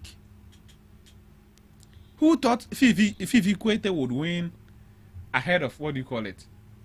This man, Ankara. I've forgotten his name. His name comes and go. Oh, the man who went to what do you call it? Brazil, came back and cried. He was a sports minister then, 2014. 2014. Yes. Oh, 2014. Yes, 2014. Oh, nah. You didn't know anything about politics. A free Ankara. All right. I wanted to research that. A free Ankara. A free Ankara was quite popular. People knew a free Ankara, even though Fifi Kwete was known, but when the race was heating up, you saw a free Ankara in the public domain more. You get it? He was engaging, cameras were following him and all that. But at the end, Fifi Kwete won. You understand? Yeah. So elections, politics is not about just making noise and spitting fire. If that were the case, people wouldn't have won elections in this country. There are people who didn't talk much but won elections. Kwame Nkrumah's first elections, he won from jail. He wasn't even talking. Hey. And now is that why Untumi also wants to? No, Untumi has pulled out. Yes, he has pulled out, but I'm trying to say that did he pick inspiration from Kwame Nkrumah? Oh, science inspiration, Kwame Nkrumah. So, just being your ability to speak alone won't guarantee you power when it comes to elections or politics. You must be strategic. And how strategic has the MPP been over the past years? They haven't been any strategy behind the kind of things that they do. They do things impulsively, impulse. For example, the One Village One Dam. It was impulsive. And when you say impulsive, what do you mean? Baumia went to Tumu. They took him to an irrigation site, a dam that was built for irrigation. He saw that and said, "Hey, yeah, bye, baby, I'm a village." So it was impromptu. They didn't plan. It wasn't planned. The 1 million one constituency. It was impulsive. They didn't plan it. So if you don't put proper planning into policies, your political strategies, and you think that, oh, I'm just going to spit fire. You spit fire and it will not go anywhere. You get it? Kwagwa Nyido, who was spitting fire in the NDC, where is he now? But if you are saying they didn't plan, and certain initiative they plan to do was as a result of them being impulsive, it's not the same we are seeing with President John Dramani Mahama, where he said he was going to build. Is it 7? I'm not getting the figures right. 700 units for Teacher Dabre. Was it something that was planned? Teacher Dabre has been in the NDC manifesto since 2020. Thanks for the correction. So that cannot be impulse. He didn't go somewhere and they told him that, oh, you need to be there. The next day he promised that. You get it? Before you implement a policy, there's the conceptualization stage where you think about it. Yeah. Then you draft it. You visualize it. Then you move to operationalization. But you just don't see something and out of the blue an idea comes to your mind without even thinking about it. So you put it on paper and you think that is it. That is why MPP is where it is. You get it? Because most of their things are done out of impulse, out of the desperation to win election. You get it? So they just say anything anyhow. Look, Hamid was singing the other time. Have you seen his video that he was singing? There's Is it an Islamic song? No. This time it was Christian song, and they were laughing. People were, Baumia and Co were all sitting down laughing. Was it during when he was giving the speech? Yeah. I didn't watch the singing. These are all populist strategies. You get it? Nobody can tell me Asiru Nketia it's not strategic. He's one of the strategies in the best strategies in the political scene right now. Who would have dared at the time Asiru Nketia led the charge to remove Haruna Idrisu and then Muntaka. Nobody. You wouldn't dare, because these people were so powerful in the NDC at that time. But Asiedun Ketia looked at what was going on, the strategies that he wanted to deploy as a party chairman, and he did it. I don't see that happening in the MPP. I don't see anybody with the balls doing that in the MPP. If they had the balls, Afenyo Makin wouldn't be the, what do you call it, the minority leader by now. But Mr. Dubik, looking at the caliber of people that filed their nomination yesterday and those who are seeking to contest for some of the position, do you believe they have the capabilities to rebuild the party? Paul Afoko would have been the best choice, but they will not vote for him. Why do you think he's the best choice, and why do you think they will not vote for him? Paul Afoko's leadership gave MPP 169 seats in parliament in 2016 election. They laid the foundation. They did the primaries. He and Kwabena Japan. Kwabena Japan was the general secretary. Paul Afoko was the chairperson. They led the foundation to that election. Fast forward, when John Boadu became the substantive general secretary. John Boadu. Yes. He's also contesting to be the chairman. He's likely to win. He's likely to win. But he will be the wrong choice for the MPP. Why? You see, he has a track record in the MPP as general secretary. Yes. What was his track record? His track record was that he took 169 members of parliament to an election. And then he lost 30 of them. 30. 31. That is his track record. He lost 31, leaving them with 37. And that was during what year? That was 2020. Okay. Then it's quite recent. Yes. He's going to win. But the aside of Foko, who they are not going to vote for, I think that, what do you call it? Ajakon. Yes, Boache Jakon also has is likely. Yes, he has a very bright chance, and I think that his institutional memory of the NPP is going to help them a lot. Yeah. He was also the former energy minister. Yes, of course. We all know the issues that happened during his tenure as an energy minister, when the president said he was misled to to signing certain deals or approving certain deals and all that. But that notwithstanding, being a party chairman is not public office. It is public office that I will advocate that he doesn't come close. He doesn't come close. But being the party chairman, I think he can steer their party chairman, and he commands a level of respect in the MPP. You wouldn't even kasa nanim basa basa. He has that aura that would calm waters in the MPP. I think that what the MPP needs is a leader who will come in and then calm the waters, unite all the factions. You get it? It shouldn't be somebody that will come and then divide them further. Do we know who Aboache Jakon belong to? Between Kennedy and then Bawumia? No. Of course. We don't know. But we both know who John Boadu belongs to. Who does he belong to? I can't tell you that if you don't know. It is believed that John Boadu is, what do you call it, a Kennedy person. He supported Kennedy. It's not even believed. I think he campaigned for him openly at one point. I'm not quite sure. So I think with that, to not further divide their camp, I think they need somebody like Boache Jakon, who will bring his calmness and experience over the years to bear. I think John Boadu, he didn't manage the party properly when he had the opportunity to be what do you call it, the general secretary. Look at what happened in Formina. That led to them saying that they cannot work with the second deputy speaker. That made him contest as an independent and winning.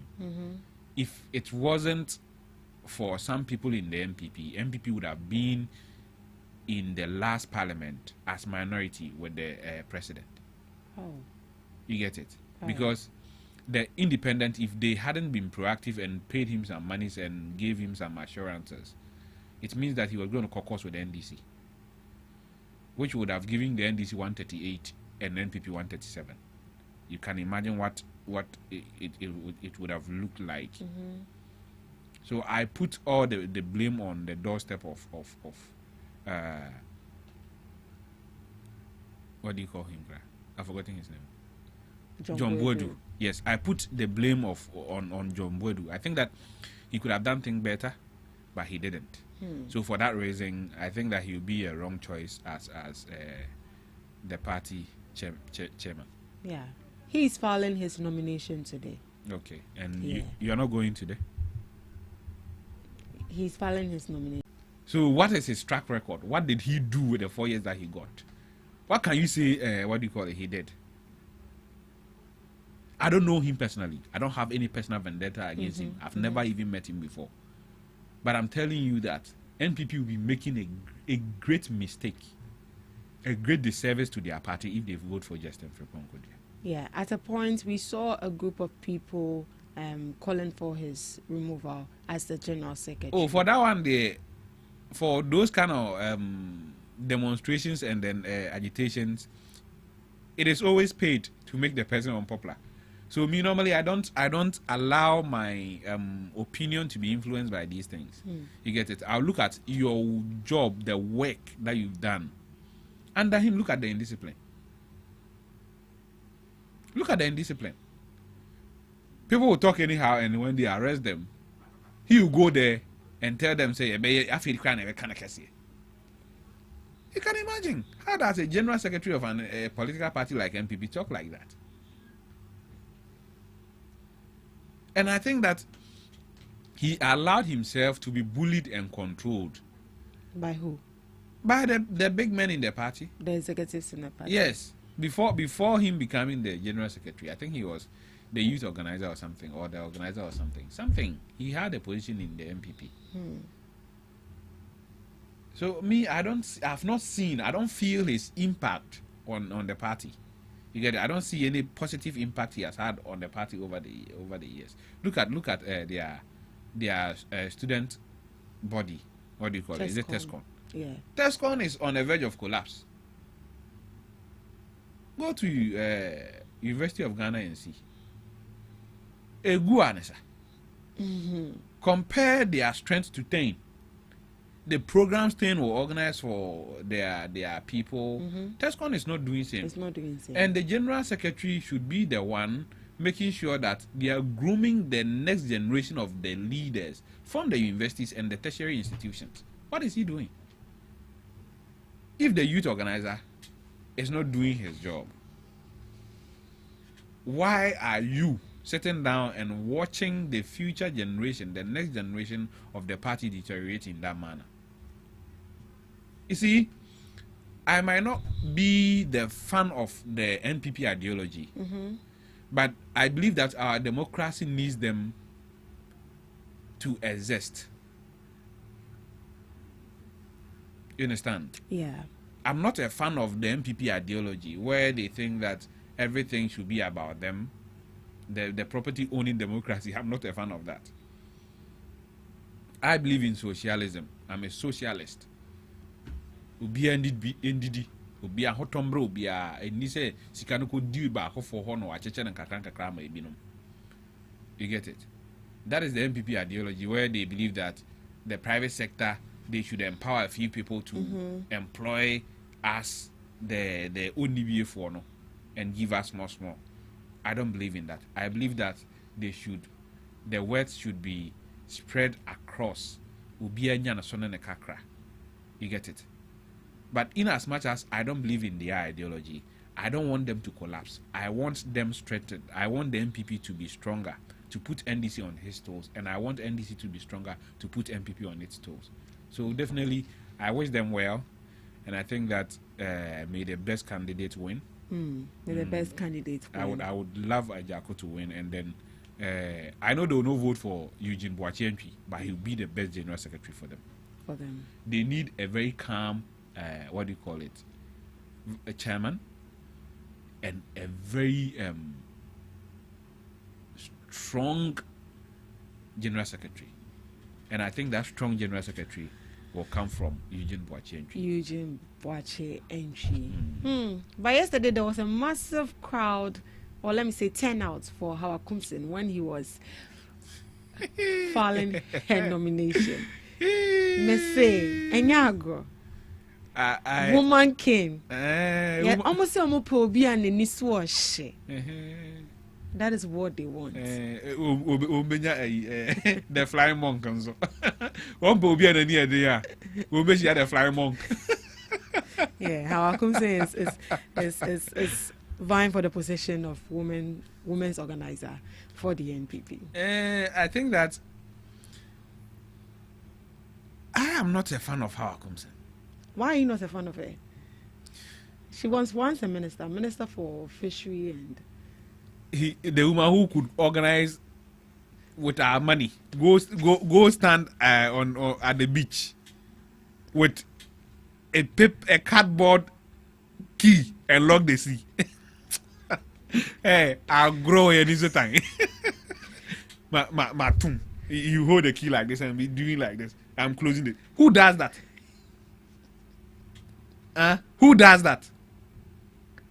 I'm not a fan of that woman, to be very honest with you. I don't care what she achieves. I'm not a fan of her style of politics. You get it? And for her to even come out and admit on radio that she shot a gun and nothing happened to her, itself is a problem to me. You get it? So when Medical pulled the gun, what happened to Medical? Oh, he was caught. I think they were prosecuted safe. They were remanded. I think Onisha Tawali or something. There's an issue that Onisha Tawali could remand for on something. I don't quite remember, but there's an issue about Onisha Tawali, about gun issues and stuff. So I am charged, prosecuted. But how I come in treat to no sign be radio so no one through and farimpo no case I'm treat to now nothing happens to her. Right, so he was arrested and prosecuted and convicted in 2021 and 2022 for displaying a weapon in public. For displaying, not discharging the firearm. Displayed, medical displayed the firearm. He was charged and convicted. How Akumsin admitted to shooting the gun, discharging the firearm in public, and nothing happened to her. And Mosemo will be an near thing. You see, people like this shouldn't have any role in our politics. Do you know why? Politics is a contest of ideas. Let the ordinary Ghanaian pick you, choose you based on your ideas, not based on who can perpetuate violence on the other, on the another person. You get it? I think the violence surrounding the woman, I'm not saying she's violent, I'm saying that the violence surrounding her is too much. Whether she knows it, whether people are doing it and she's not stopping them, or whether she's the one doing it, that is a problem. But I think that if you such people if you bring such people into our mainstream politics, the tension in politics becomes too much. And we don't need that tension right now. We are a developing country. You get it? We need to attract investors. Investors need to feel safe that if I take my money to Ghana, there's political stability and I can recoup my money. You get it? Nobody will bring their money if they think that how comes in Bekwa when she becomes a what do you call it? A women organizer and fight and conflict might break out of it. So if you want our nation, our country to develop, people with that tendencies shouldn't be allowed anywhere close to power. In politics, they don't belong in politics. Because when we are building a country, a nation, our resources alone is not enough. We need to bring investors, foreign investors into the country to help us develop the country. They need to also feel secured that if I take my investment to Ghana, there's peace for me to operate, for me to get my money back. You get it? So violence has nothing, shouldn't be condoned. Any person who has violent tendencies shouldn't be allowed anywhere close to our politics. And it will be in NPP's interest to disqualify her. But this is actually internal and not governmental. You think it actually matters that? It matters. Should Imagine that how Akumzin goes somewhere to campaign for Dr. Mahmoud Baumia, and something happens and she pulls a gun and shoots at an opponent there. What do you think is going to happen? That is equally going to tarnish the image of our country. There's going to be chaos. If she's not killed there, there will be a retaliation against an NPP person. And it will go on and on and on and on and on and on. So you should, if you are voting for people to hold these positions, you need people who are calm, who are non-violent, people who can bring down tempers, not people who would incite tempers. You don't need that. So how Akumsen, I know they'll vote for her. I know. Oh yeah. That she's going to win. Yesterday. She's going to win, but for the good of our country, how Akumsen shouldn't occupy any political position in this country. Right. So that was Mr. Dubik's opinion on the NPP's nomination and aspirants who filed their nomination yesterday. Right, Mr. Dubik, I think due to time we wouldn't be able to delve into the MTN. I want to talk about it. You want to talk about it? So I'm going to give you 1 minute to speak about it. 1 minute is too small. 1 minute is too small. And I said today it's just the two of us. So just the two of us. So we should have fun. Right. So MTN Ghana. So government has actually rejected MTN Ghana's 20 million Ghana cedis for support for South Africa evacuees. So they declined the support that MTN was giving to the government, which was 20 million Ghana cedis to support Ghanaians affected by the recent xenophobic attacks in South Africa, saying it has already made adequate. The government is saying that it has already made adequate financial provision for evacuation and reintegration efforts. And in a statement issued on Wednesday, the Minister for Foreign Affairs said it had taken note of the media reports indicating that MTN Ghana intended to make the donation following comment attributed to the company's board chairman. And the government says, and I quote, "The government of Ghana commends MTN Ghana for the offer. However, we respectfully decline," the ministry said. And the last part of the statement says that government will continue to create the best business ecosystem for all international brands operating in Ghana to succeed, irrespective of which country their businesses originated from. Yes, I agree. What is your reading, and why do you think they rejected? For diplomatic reasons. You see, Ghana is putting pressure on South Africa diplomatically. They've tabled a motion at the AU. They've sued South Africa at the International Court of Arbitration. So if they go around taking money from South African countries, companies, what does it say?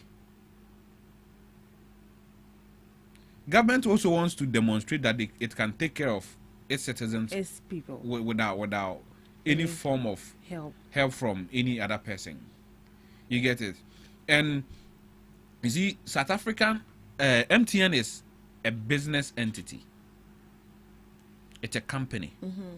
Imagine MTN Ghana taking 20 million from MTN, and tomorrow they are in competition with Telecel to win a government contract, and then MTN wins it. What signal does it send? Of course. If MTN could find the people themselves and give the money to them, they should do that. They can do that. But to go and give the money to government and say, government, would you come and one a day? I think it is, even though it would have helped the people who came back from South Africa, but I think for the larger good, it is okay that the government didn't take it. for me, for shaggy reasons, I am happy the government didn't take it. And now the government is planning something Against South Africa, yes. Not against MTN. MTN employs Ghanaians. You get it. Apart from maybe the higher executives, MTN workers are Ghanaians. Ghanaian benefits immensely from MTN. You get it. So I'm against any government policy that will seek to punish MTN. If we have any form of punishment, we should find ways that we can make sure South Africans feel the heat. You get it. More than targeting South African companies in Ghana. We can even decide that no, you cannot repatriate maybe more than 70%, maybe more than 40% of your revenue back to your home country. We can decide to do that. So every money that will work. Yeah, every and money. The companies will accept. You see, you need a license to operate in Ghana. If we change our licensing regime and you sell your company and you go, you get it. Ghana can decide to change its telecom licensing regime and decide that if you are foreign telecom entity, what we are going to do is that you cannot repatriate more than 30% of your annual revenue or your annual profit back to your home country. And how will that be regulated? Bank of Ghana na ko. Repatriation, it goes through Bank of Ghana. You can't repatriate millions of dollars by Momo. You get it? What if the regular banks we have? No, the regular banks will even do it through Bank of Ghana. You cannot just do it like that. If the money is big, you need authorization from Bank of Ghana to repatriate the money. You can't just do it. And I just want to say, good come now, pay the cost South Africa. Ghana must go. Aha. And those who do a flower border and then a Libo border, and so I will check you. You get it? So Ghana can do that if they want South Africa to feel it. What it means is that all South African companies in Ghana, the money that they take to South Africa to grow their GDP, to increase their, to expand their economy, will be curtailed. So if they are taking 100 million, if they are getting 100 million from Ghanaian companies, it means that they are going to get just 30 million. The 70 million stays in the country, and now MTN can invest the money in the country. We are not saying the government is taking the money. Yeah. We are saying that invest it in our country, because it is in our country that we are making that money. Are making that money. So invest that money in our country. We believe that you brought the money from your country to start the business. So for that reason, take 30% to your country. You get it? Yes. So that your country doesn't also lose out on the total money that you brought to invest in our country. But for shaggy reasons, we can do that just to punish them. Right. So you suggest that MTN should look for the evacuees personally and give those money to them. If they can find them. If they are looking for them personally, I'll go and say, me too, I was evacuated from South Africa. So, you see, it is not practical. They can't. If they need that data, they will have to go through the Ministry of Foreign Affairs. Foreign Affairs. And I don't think they'll be willing to give it out. Right. And I said, I don't just kind of my number active. Yes, so it's out of self-respect that we've seen the Foreign Affairs Minister rejecting the donation MTN Ghana is given to evacuees that were evacuated from South Africa. So that was just by the way. This is still the Ghana Talks Breakfast Show. We are streaming live on Facebook at Ghana Talks Radio TV, on YouTube at Ghana Talks Radio, and also on X at Ghana Talks Radio. So at this juncture, we'll be delving into our main topic for discussion this morning. For our first topic, yesterday we saw President Mahama reassign, or let's say reshuffled, certain ministers to different positions. So President Mahama actually made fresh changes to government yesterday. He has reassigned the Minister for the Minister for Labor, Jobs and Employment, Dr. Abdul Rashid Hassan People, to the office of the President as Minister of State in charge of Special Initiative. And a statement from the presidency issued yesterday and signed by the Minister for Government Communication, Felix Kwachiofosu, and it says that the Mr. People is expected to be replaced at the Labour, Jobs and Employment Ministry by Emmanuel Ejekum, who currently serves as the Minister of State in charge of special initiative. So it's more or less like an exchange. A swap. Yeah, a swap to these ministries. And the changes form part of a fresh round of reassignment within the Mahama administration. And under this new arrangement, Dr. Rashid People will take over responsibility for special initiative at the presidency, a portfolio previously held by Mr. Ejekum. This portfolio has it been there, or is a new portfolio that has been added to the presidency? It has been there. It has been there. Yes. Right. So another change is also, the latest change is also, that was somewhere last week, where we saw the president also carried out a ministerial reshuffle that saw Kenneth Gilbert Eje move from Ministry of Works, Housing and Water and Resources to the Ministry of Defense, while Ahmed Ibrahim was reassigned from the Local Government Chieftaincy and Religious Affairs Ministry to Works, Housing and Water Resources. Meanwhile, the Deputy Minister of Defense, Ernest Boja Jemfi, has also been removed from his position and reassigned to the presidency as a special advisor. And he has served as a Deputy Minister of Defense during a period of transmission at the ministry following the appointment of Kenneth Gilbert Eje as the substantive Minister for Defense earlier this month. Mr. Dubig. Yes, ma'am. What is your reading into the reshuffling? Well, sometimes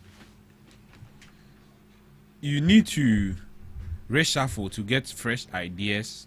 Fresh ideas? Yes, into certain sector that you feel is not really growing or yielding the results based on the KPI you've given people. So it's based on the assessments of their performance. Yes, sometimes. All right. So does that mean that sometimes too it's based on their expertise. Sometimes their expertise might be needed somewhere else, or we better serve somewhere else. So you take them there regardless of their performance. So does that mean that these people that have been changed were not performing well in their ministries? Well, I said at that time that I don't know the KPI the president has give them. But from where you sit? From where I sit, I think some of them has done well. Some of them too, I think that they could have done better. Are they part of the people that have been reshuffled? One is part of them. The likes of? I won't mention the name. Oh, why? We are all... Well, for me, I didn't see the impact of Rashid People at the labor ministry, under him. His job is not just, I don't think his job is to even create jobs in the first place. His job is to hold the labor front, coordinate between the labor unions and government. You get it? Yeah. And under him, look at the number of strikes that we've had. You see my point now. Yeah. I think that the administration has suffered too many strikes by the labor unions in a short space of time, and I think that he could have done better to stop these strikes even before they started. Not by force, but by mediating and then kind of what do you call it? I want to use the right words. Negotiating for what their demands were, as it may, But because I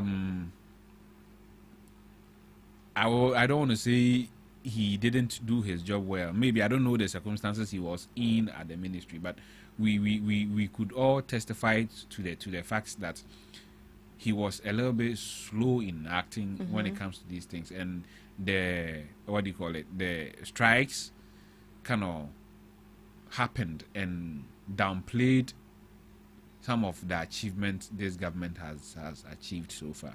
So I think it is right. It's a step in the right direction. I think that maybe he's not a bad politician. He has expertise somewhere, and I think that his expertise where he's going will be better served. But when it comes to reshuffling in general terms, I think it is a good thing. When the government decides to reshuffle, it is a good thing because familiarity, when you sit somewhere for a very long time, it gives you this comfort.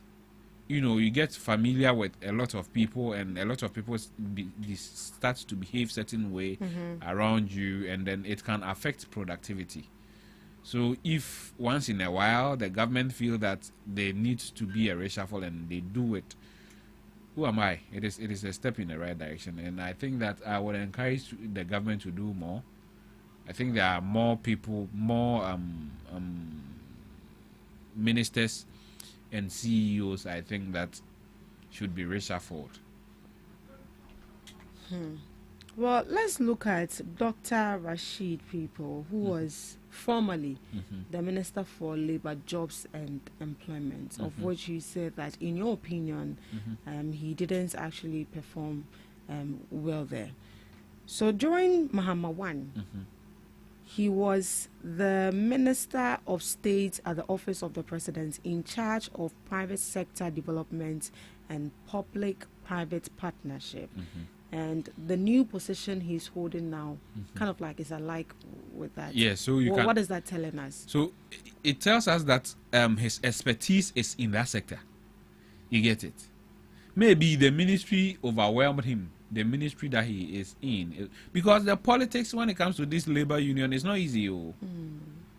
If you don't go there,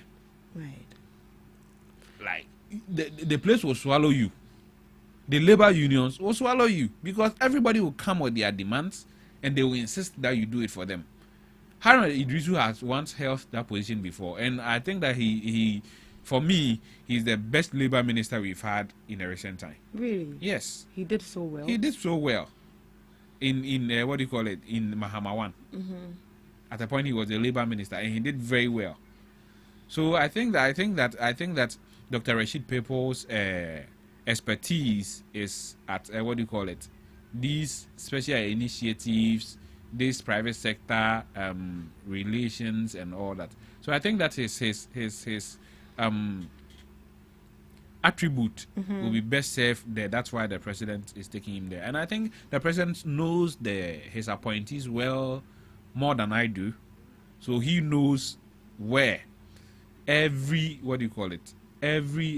appointee will be best served, or we can maximize the full potential of every appointee. So I don't see this as a big deal. If Akufo-Addo has done this over the years, we wouldn't have been where we were.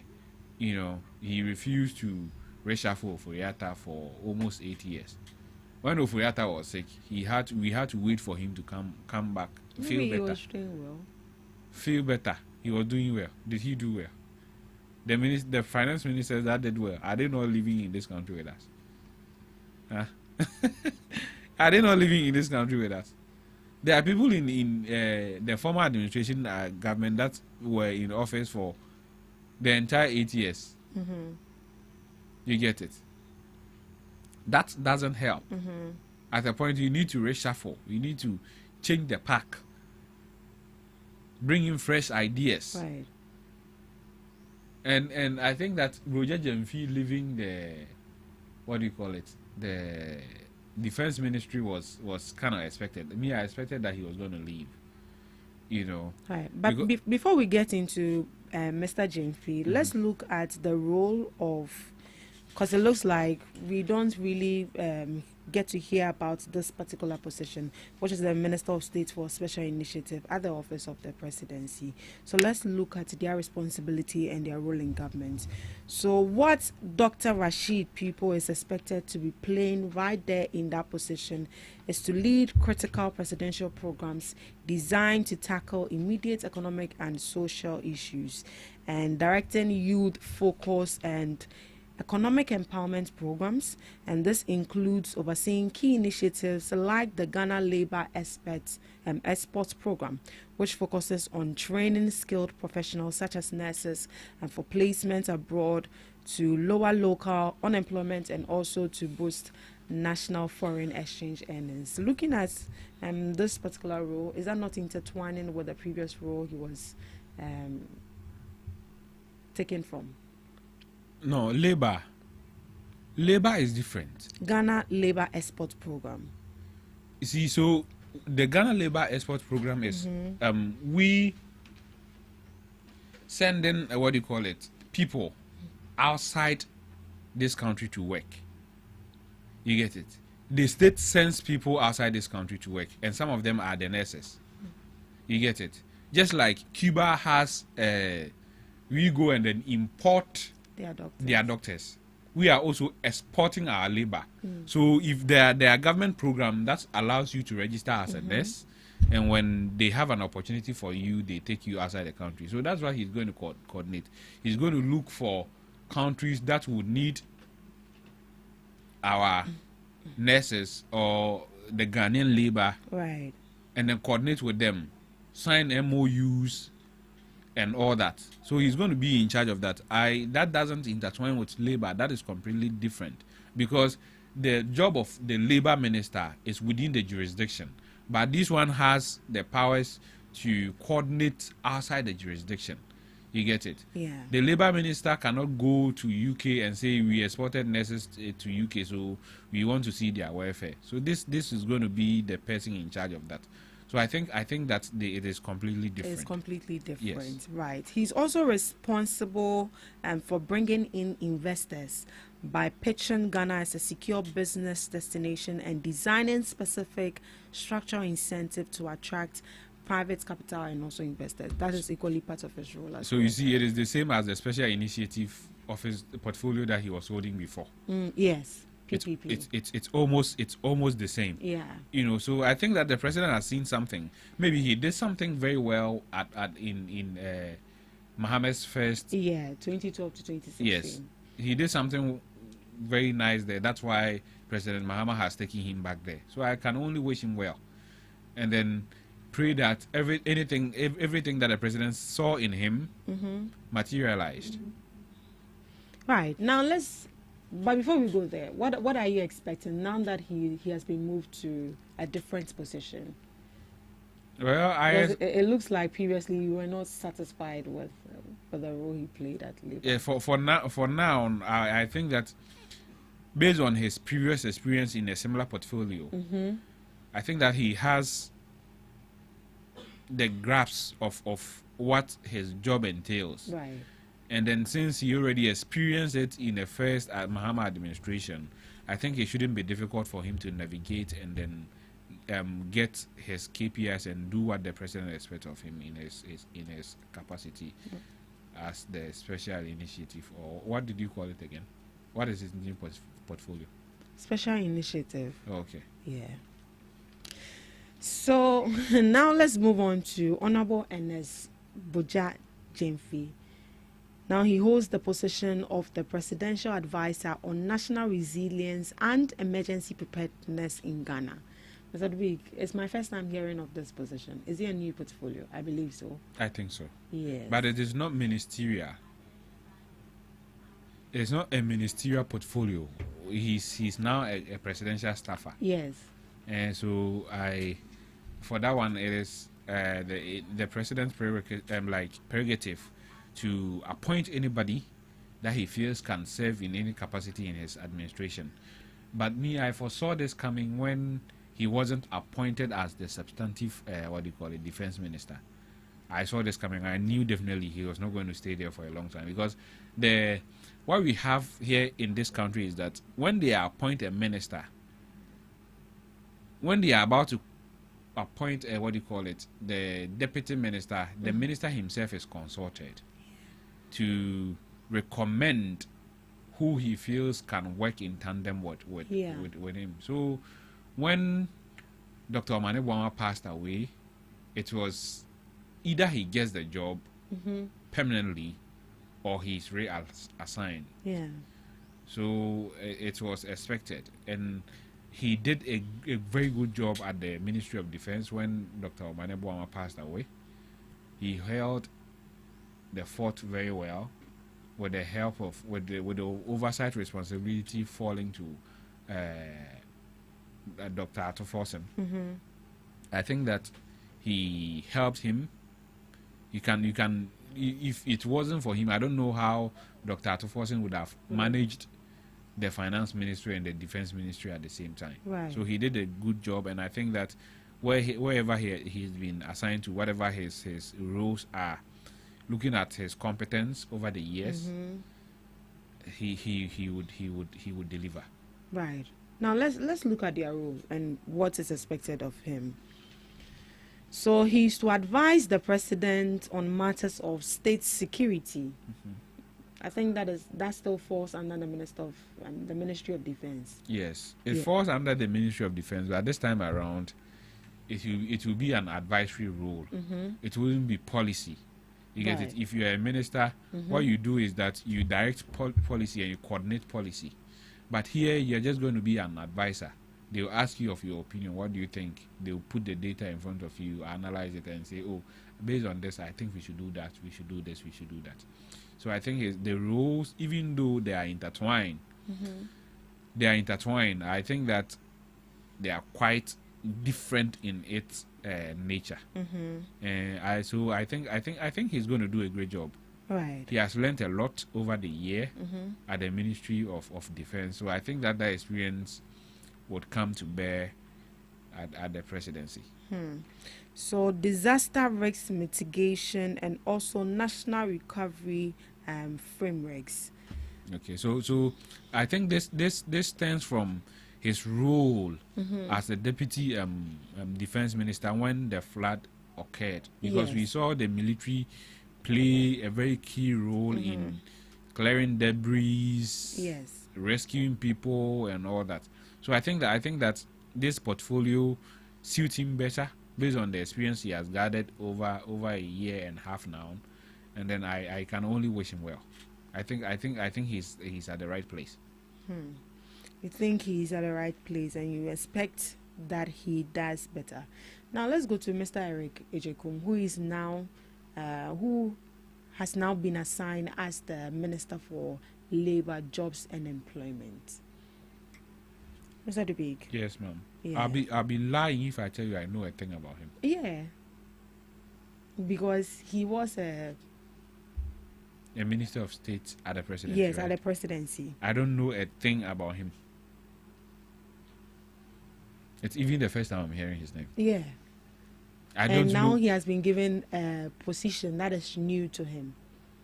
Well, I can't say it is new to him. Sometimes the CVs that they carry, it is the president who knows the CV and the chief of staff. So we can't just sit here and say he's new. Maybe he has served in some capacity under that ministry or worked in relation to the portfolio that they are saying he should go and fill. So if I don't know much about somebody, I don't say much about the office. I'll just say that he should go there and work lessly. He should prove the president right. He should work to show that the president was right in appointing him to that position. He's a member of parliament from Kranza South constituency, and then now the newly appointed Minister for Labor, Employment and Job Creation. What is expected of him? Because it looks like the youth are still craving for jobs. We are still seeing demonstrations ongoing, and now that he is new to the job, he's expected to bring new ideas. For jobs, it is multi-sectorial. You get it? It's not just the Minister of Labor who would create employment. You get it? Yes. Agric Minister, the Finance Minister, a whole lot of ministries come together to create jobs. He is in charge of the labor force. That's why they said, what is the name of the ministry again? Labor. Ministry of Labor. Jobs and Employment. So you see, so it is not just about employment. His job as a minister also entails managing the labor force. You get it? So I think that he should coordinate with other ministries, come up with initiatives that can help the ministries create more jobs.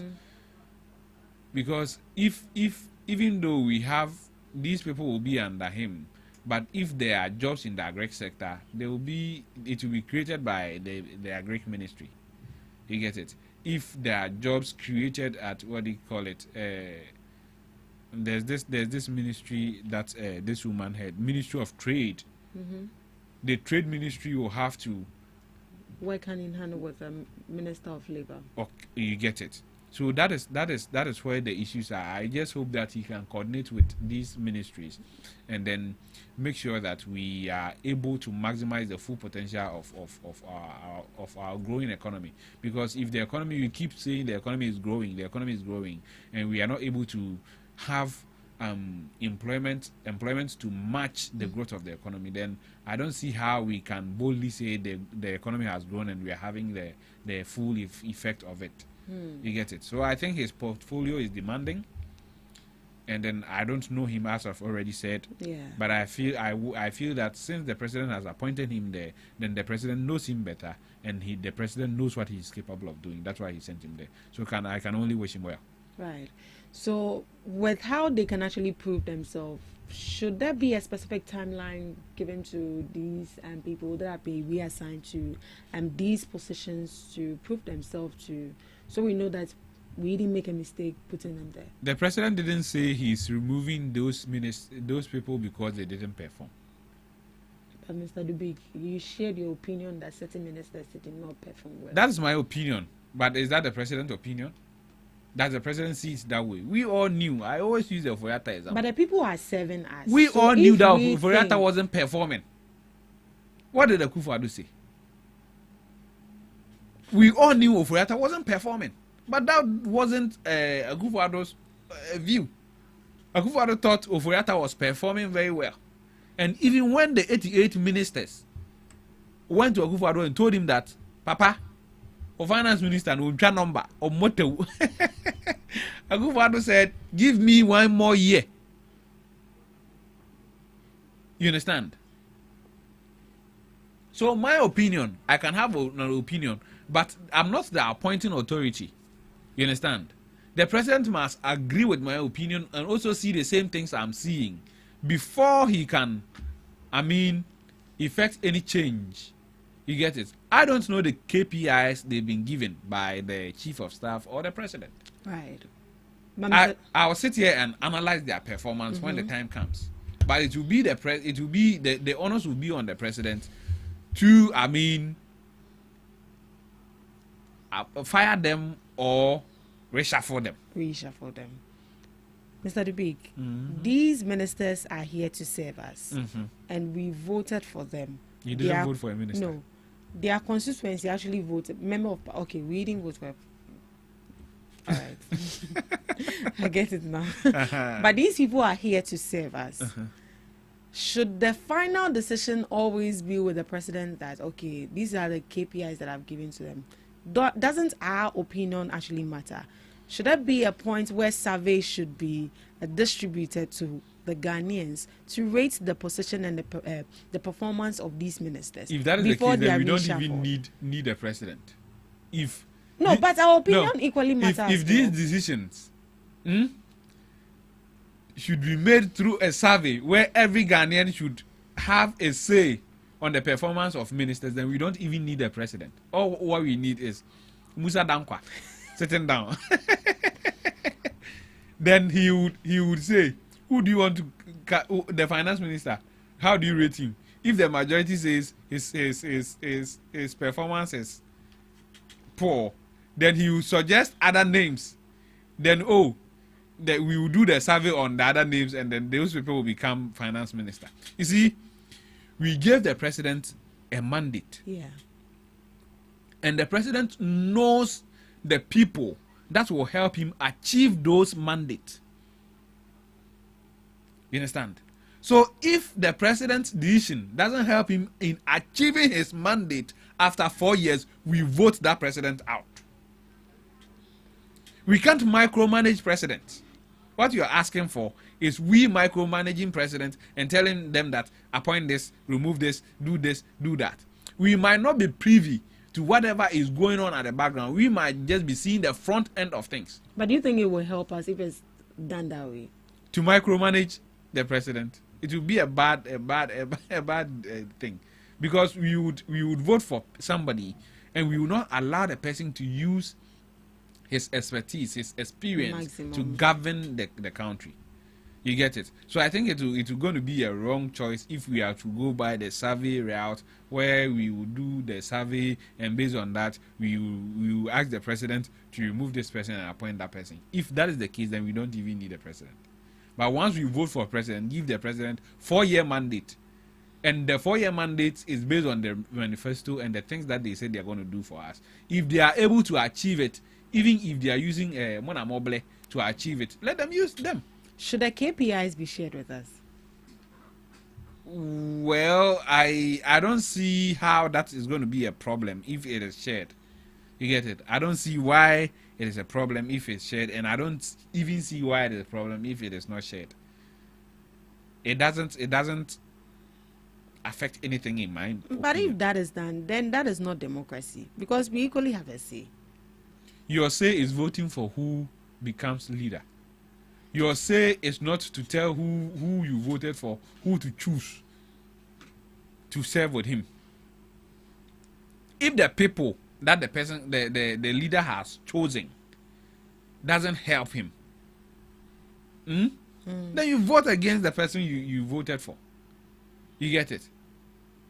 The president has the power to appoint, and we have the power to vote against the president. You get it?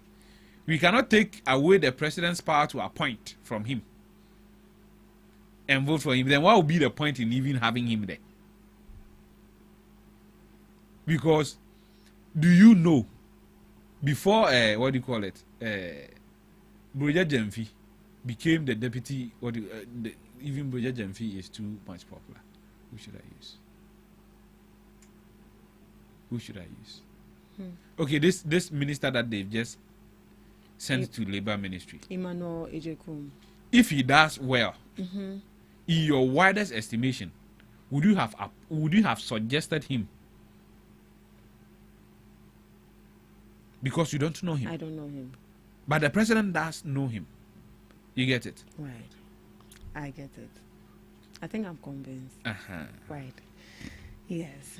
So I think that will be all for this particular topic on ministerial reshuffle. So President Mahama made a latest reshuffle change of ministers yesterday. We now have Emmanuel Ejekum as the Minister for Labour, Jobs and Employment.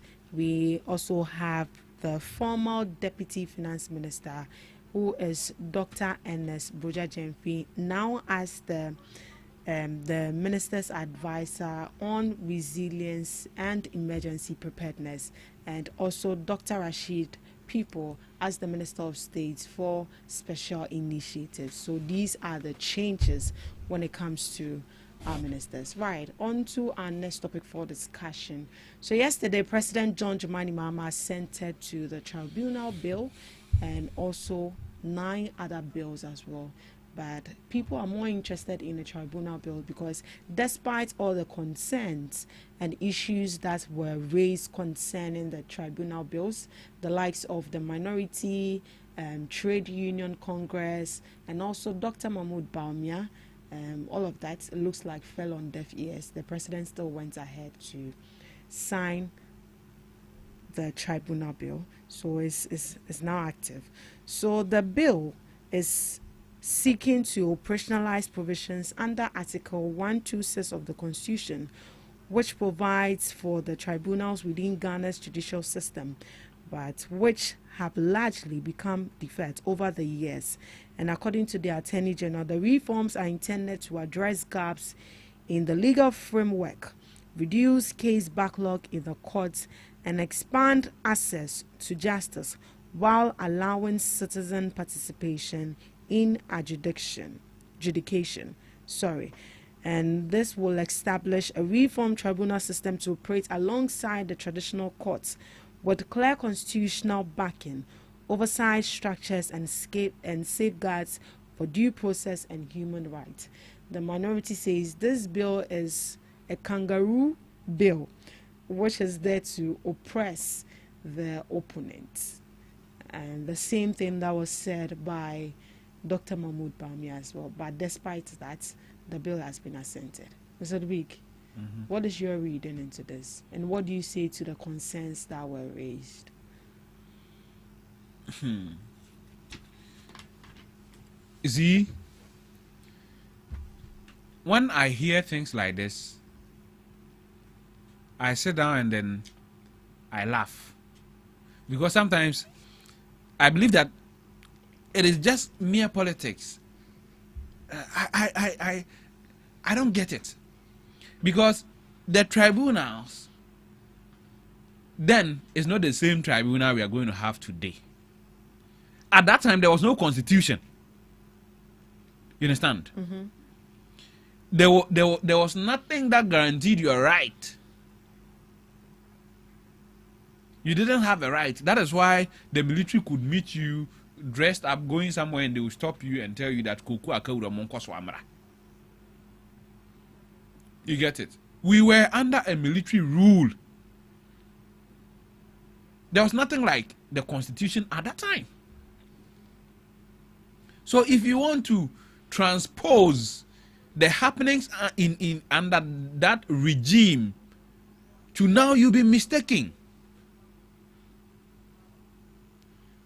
You see, the justice emanates from the people. Justice. It emanates, it's done on behalf of us. Then I would have a person who doesn't, I would take a person who doesn't who is not a lawyer, but have higher integrity to administer justice than a corrupt legal practitioner. You understand? Yeah. If I have higher integrity, it means that I'll look at the matter, or at the fact, and based on the fact, I would give my ruling or judgment based on the fact. But imagine a lawyer, a judge being corrupt. Can that judge administer what do you call it? Justice in properly? No. You see, people don't even believe in our legal system nowadays. So when you say my from the court, antenna mama ifi. Am I lying? Are those women judges and lawyers? But people take their matters to them and they get redress. They get redress sometimes as some correct to me court. My court buasemono. The court can rule over the issues, and then they will still return to these women on radio and TV to still mitigate the issues that has already been judged by a court. You see a woman or the nasama call what do you call it, social welfare, what you oh, I've forgotten their name, but let me use the social welfare. People take their issues to social welfare. They don't get justice there, so they end up on radio antenna anima mefi ni or hinini, right? to seek redress there. Are those women lawyers? Are those women judges? They are not. But they speak, they judge, they sit down and listen to both sides, and then they are able to find where the equilibrium of the matter for justice. You understand? And for what it's worth, you see, we have the jury system in this country. We practice the jury system in this country. There are cases in this country that were ruled or decided by the jury. And one of these example is the Mamea or Nanama or something case. That girl who was shot by a police officer in Kumasi. Yeah. That case had jury. The jury, the law says that they shouldn't be lawyers. They should be our peers. You see, this legal system that we have today, it wasn't like this. We adopted it from somewhere. In the 18th century, you get it? the people revolted against the king in Britain.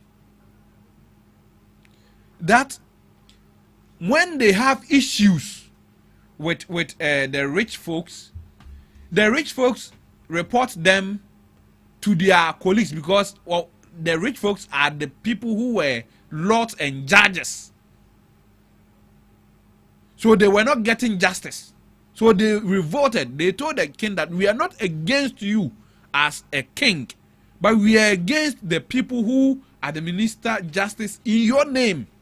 So change the setting. And the king agreed with them and then gave us this legal jurisprudence that we have. You understand? So it has not always been like this. We have had our traditional courts. Asante hini ne dina asemu. Asante hini minim so a lawyer. Uye o hini na onya asemu asante mamu e do kwa asante hini ho ne akodi wa asem or a lawyer. Is that not a form of tribunal? Is that not the form of tribunal? In my hometown, uni obi nya asema yemfa nko police o. I just say asema asem kese. You get it? Unless it is something heinous, then they report you to the police. Either than that, the person takes you straight to the chief's palace. You understand? You see, one factor, one aspect of the thing that they are just glossing over is that the regional tribunal, no, the chairperson of the regional tribunal should have the qualification of a high court judge. What is the qualification of a high court judge? 10-year experience as at the bar. Do you think that is small? That is easy. And if you go through the tribunal and you are not satisfied, do you know where you are supposed to take your issues to? You are supposed to, you can appeal at the court. Yeah, at the court, the next higher court. At that time, it wasn't like that. In those days that they are complaining about, it wasn't like that. If you could do some more tribunal na be from sa kopem say obeko wasem ne be you get it. But now there's a branch. Now they are not running parallel. Right now they are complementing each other. They are running together. You get it? In your way, I'm not quite away, I'm not quite. They fuse it together. So if you go to, what do you call it? If your case is adjudicated at the tribunal and you feel that some form of injustice was done to you, you take your matter to the appeals court and you appeal your case there. Are they saying that, per what they are saying, are they saying that our court has been fair, clean, and there's no blemish? Because there are people too who had injustice done against them by the court. You understand? There are a lot of innocent people rotting in Sawam. Yeah, in jail. Sorry. So the mere fact that it is a court doesn't mean injustice cannot be done. We have the act. It was a bill before yesterday, but now it's an act. Yeah, That act established a governing body for tribunals. There's a governing body for tribunals who oversee the activities of the tribunals. So if somebody in the tribunal is misbehaving, or if a particular tribunal didn't do its job well, these people can sanction it or even remove the people there and reappoint new people. Right. So what are they talking about? Right. So as part of the concern they raised, reading the Tribunals Bill 2026 Clause 9, it says that provides for the composition of a district tribunal to include a chairman and other members who may be assigned by the Chief Justice to sit as panel members. The chairman and 2 other panel members constitute a panel of the district tribunals, and it's moving to clause 10, it says that provides for the qualification of members of a district tribunal. A person qualifies to be appointed as a chairman of a district tribunal if the person qualifies to be appointed as a judge of the circuit court and to be appointed as a panel member if that person is a person of high moral character and proven integrity. So that means that the two other people that will sit on the panel don't have legal background. At the district tribunals, they don't need to have legal background. Right. But at the regional tribunals, they may or may not. You get it? They can have legal background. It's okay. And if they don't have a legal background, it's okay. Being a lawyer doesn't take away doesn't add more to your common sense. Not being a lawyer doesn't take away your common sense. So what if they are influenced? By who? So the judges, they cannot be influenced. The jury that we appoint, they cannot be influenced. Is that what you're saying? That the jury that we appoint to help the judges in our court cannot be influenced. But the judges themselves cannot be influenced. Is that what you're saying? No, but these two people, let's say are common floor member, if that is the right word to use, and the only qualification they need is if they are morally right and have integrity. They don't have any legal education or anything. So can lawyers be influenced?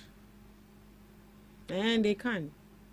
So not being a lawyer doesn't guarantee that you cannot be influenced, right? So if you see, I don't have a challenge with this argument that people are making. You don't have a challenge. I don't have a challenge. So you think they have a point? Sorry. They have a point to some extent. But being a lawyer isn't, what do you call it, a proof to like influence. It's not a shield against influence. Judges can be influenced. Okay, away from being influenced, what about the competency level? How sure are you that these people are going to be? That is why the one person on the panel as the chairman is a lawyer. Yes, with 10 years experience and also from the circuit. So he will bring the legal perspective to the issue. Which what did we do? What is the qualification for the panel that sat on Tokono's case and removed her and recommended that she should be removed? Do you remember? No. It is a chairman who was supposed to be a person with legal what do you call it, background, and a judge. The rest are not supposed to be lawyers. They are not supposed to be MPs. You get a point? That was a tribunal. That was an example of a tribunal. The committee that sat on Tokono's case and recommended that she's removed is the same settings that they transferred. They've taken out of the Article 146 and then brought it down to what do you call it? The tribunals. But in this case, instead of having I think 5 other people, or is it 4? It was I think 3. It was what do you call it? The former Auditor General, the military personnel, and then the man from academia. They were 3 more plus 2 judges. So that is the same thing they've transferred down there. You get it? So I don't see where the problem is. You see my problem with this thing? We have 36,000 cases every year trooping to our courts. You get it? We must be innovative and creative enough to make sure that once them go quarter any 10 years. If we had the tribunal, do you think Godfrey Dami will be sitting in his house saying I'm sick and I won't come to court, just delaying the court's time?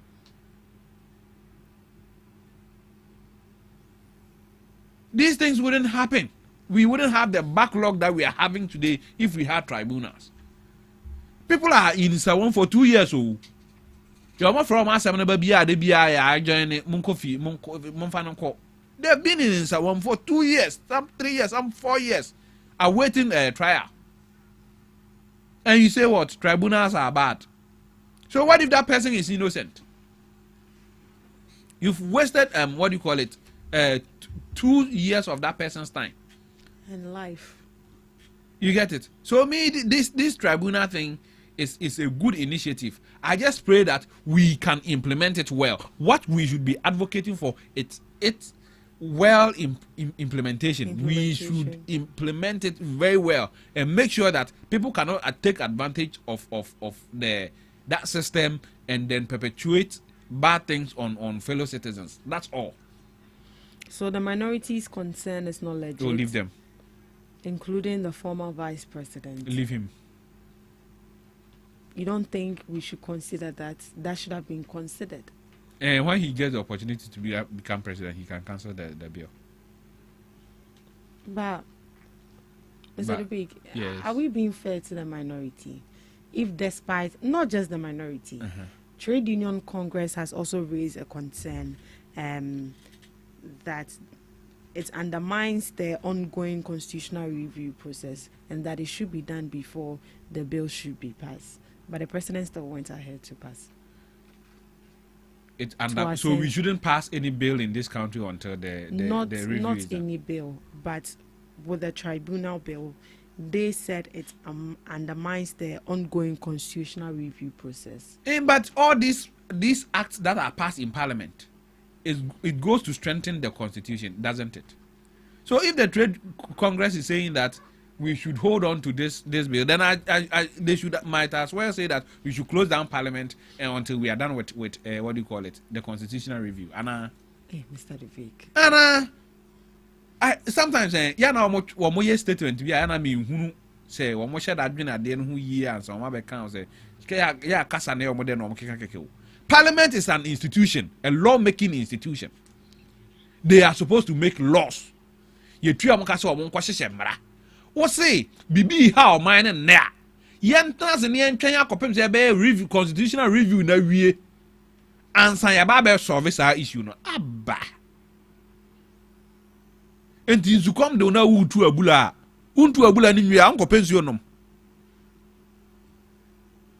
Huh? If you are digging a well and you are thirsty, you are going to sit down and wait till you finish digging the well before you get some of the water from the well to drink. Is that what the Trade Congress is telling us? I understand. You don't have to interpret it. Huh? Maybe somebody sitting in the house doesn't get it. If I'm digging a well and I'm thirsty, I'll find water and drink.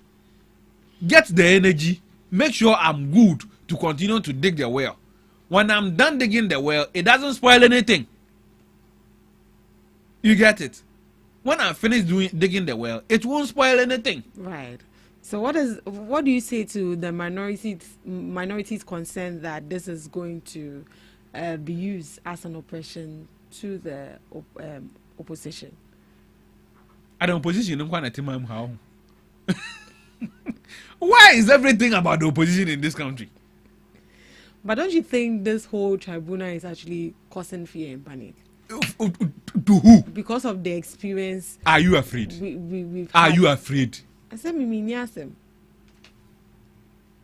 Me who niasem. So, you are not afraid. The people who think that they have things about them are the ones being afraid. So why are they afraid? Hey, you should be asking them. How will I know? Tribunal na na hotete no. Obia na eche no. I'm asking you this question. Did the tribunal get everybody? Was Chachuchi Kata prosecuted under the tribunal? I'm asking you. He was prosecuted under the current legal settings system. But what do we say? If we are going to cite an example of a bad case, we use Chachuchi Kata's case as an example. and no tribunal na yen sa. Yeah. So for you don't see any objection. You see, I always say this. Sometimes I hear people argue na ma is saying, na mema is saying. I tell these people that it is not gender. Nipa bonini has nothing to do with gender.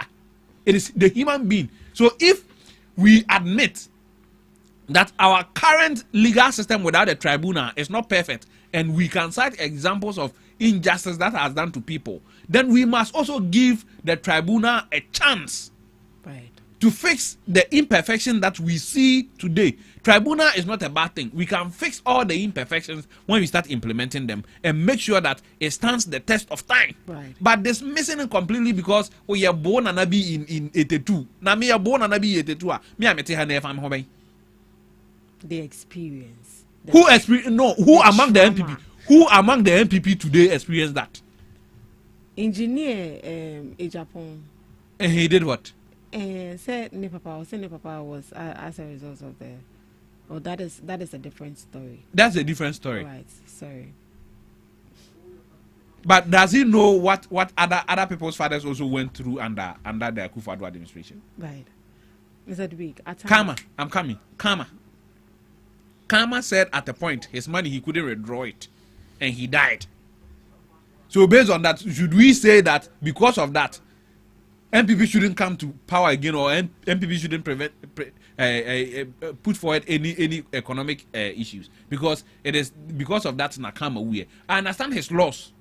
It's painful. I've lost my father, and he grew to a very old age before he passed away. So I understand. I'm not trying to downplay his loss, but what I'm saying is that you cannot say that because something happened in the past, we shouldn't implement new things, or we shouldn't try to bring back something and then make it better. You get it? They had every right to review the constitution and then take the tribunals out. But they left it on the books. They left it there. You get it? Yeah. How can you have a tribunal on our books and you decide that you're going to ignore it? They ignored it all. And I'm even thinking of its constitutionality, that you have something, the constitution say you shall do something, and you yourself decide that I'll do it. For example, the ROPA. Do you know what the ROPA is? It is the bill that Kufuor passed to allow for Ghanaians outside Ghana to vote. That law has been on our books up to today. We have not been able to implement it. So foreigners still come to our country to come. No, I'm saying that law is supposed to allow them. No, not foreigners. Ghanaian citizens in other countries. You get it? That law was to allow them to have a voting right, without even having to come to Ghana to vote. You get it? So they vote from wherever they are. Yes, but that law hasn't been operationalized. Why can we? How can we build a country like that? Right, Mr. Dubik, let's close docket on the tribunals. Now, briefly on community service bill, whereas minor crimes will no longer be misdemeanors are no longer to be sent to court, but punishment to be given to you, such as you sweep the community, you distort the gutters. Looking at that, would that help us? Of course it will. You see, our prison system is supposed to be correctional, but what do we see? It even toughens them and hardens them. So somebody goes there because he stole a fowl. When he's discharged or released from prison, now he's stealing cars. Upgrade. You see? So that is where the problem is. So if we can have people who steal like fowl, not go into that system, and then weed. No, I could two baller, I could two gatam kakra. You get it? And no beboa. Some people that we incarcerate for these menial crimes are taxpayers. When you jail the person, he loses his business, he loses his jobs, you lose revenue, and you take that person and you be feeding that person for 2 years. Awesome. And say I feeding more. Well, who know? And we have run a prison system in this country where we've not incorporated skills acquisition or skills training to it. We can say that, okay, when you committed a crime, you didn't have any skill, you didn't have employment. And until now, we are be body. You get it? And this year, the who kotum dia carpenter, mason, cobra, chushibako, ope wumpo ubesuya.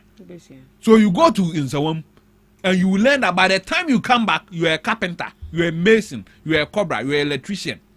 Do you think that person will go and steal again if that person has skill and can do a job to feed himself?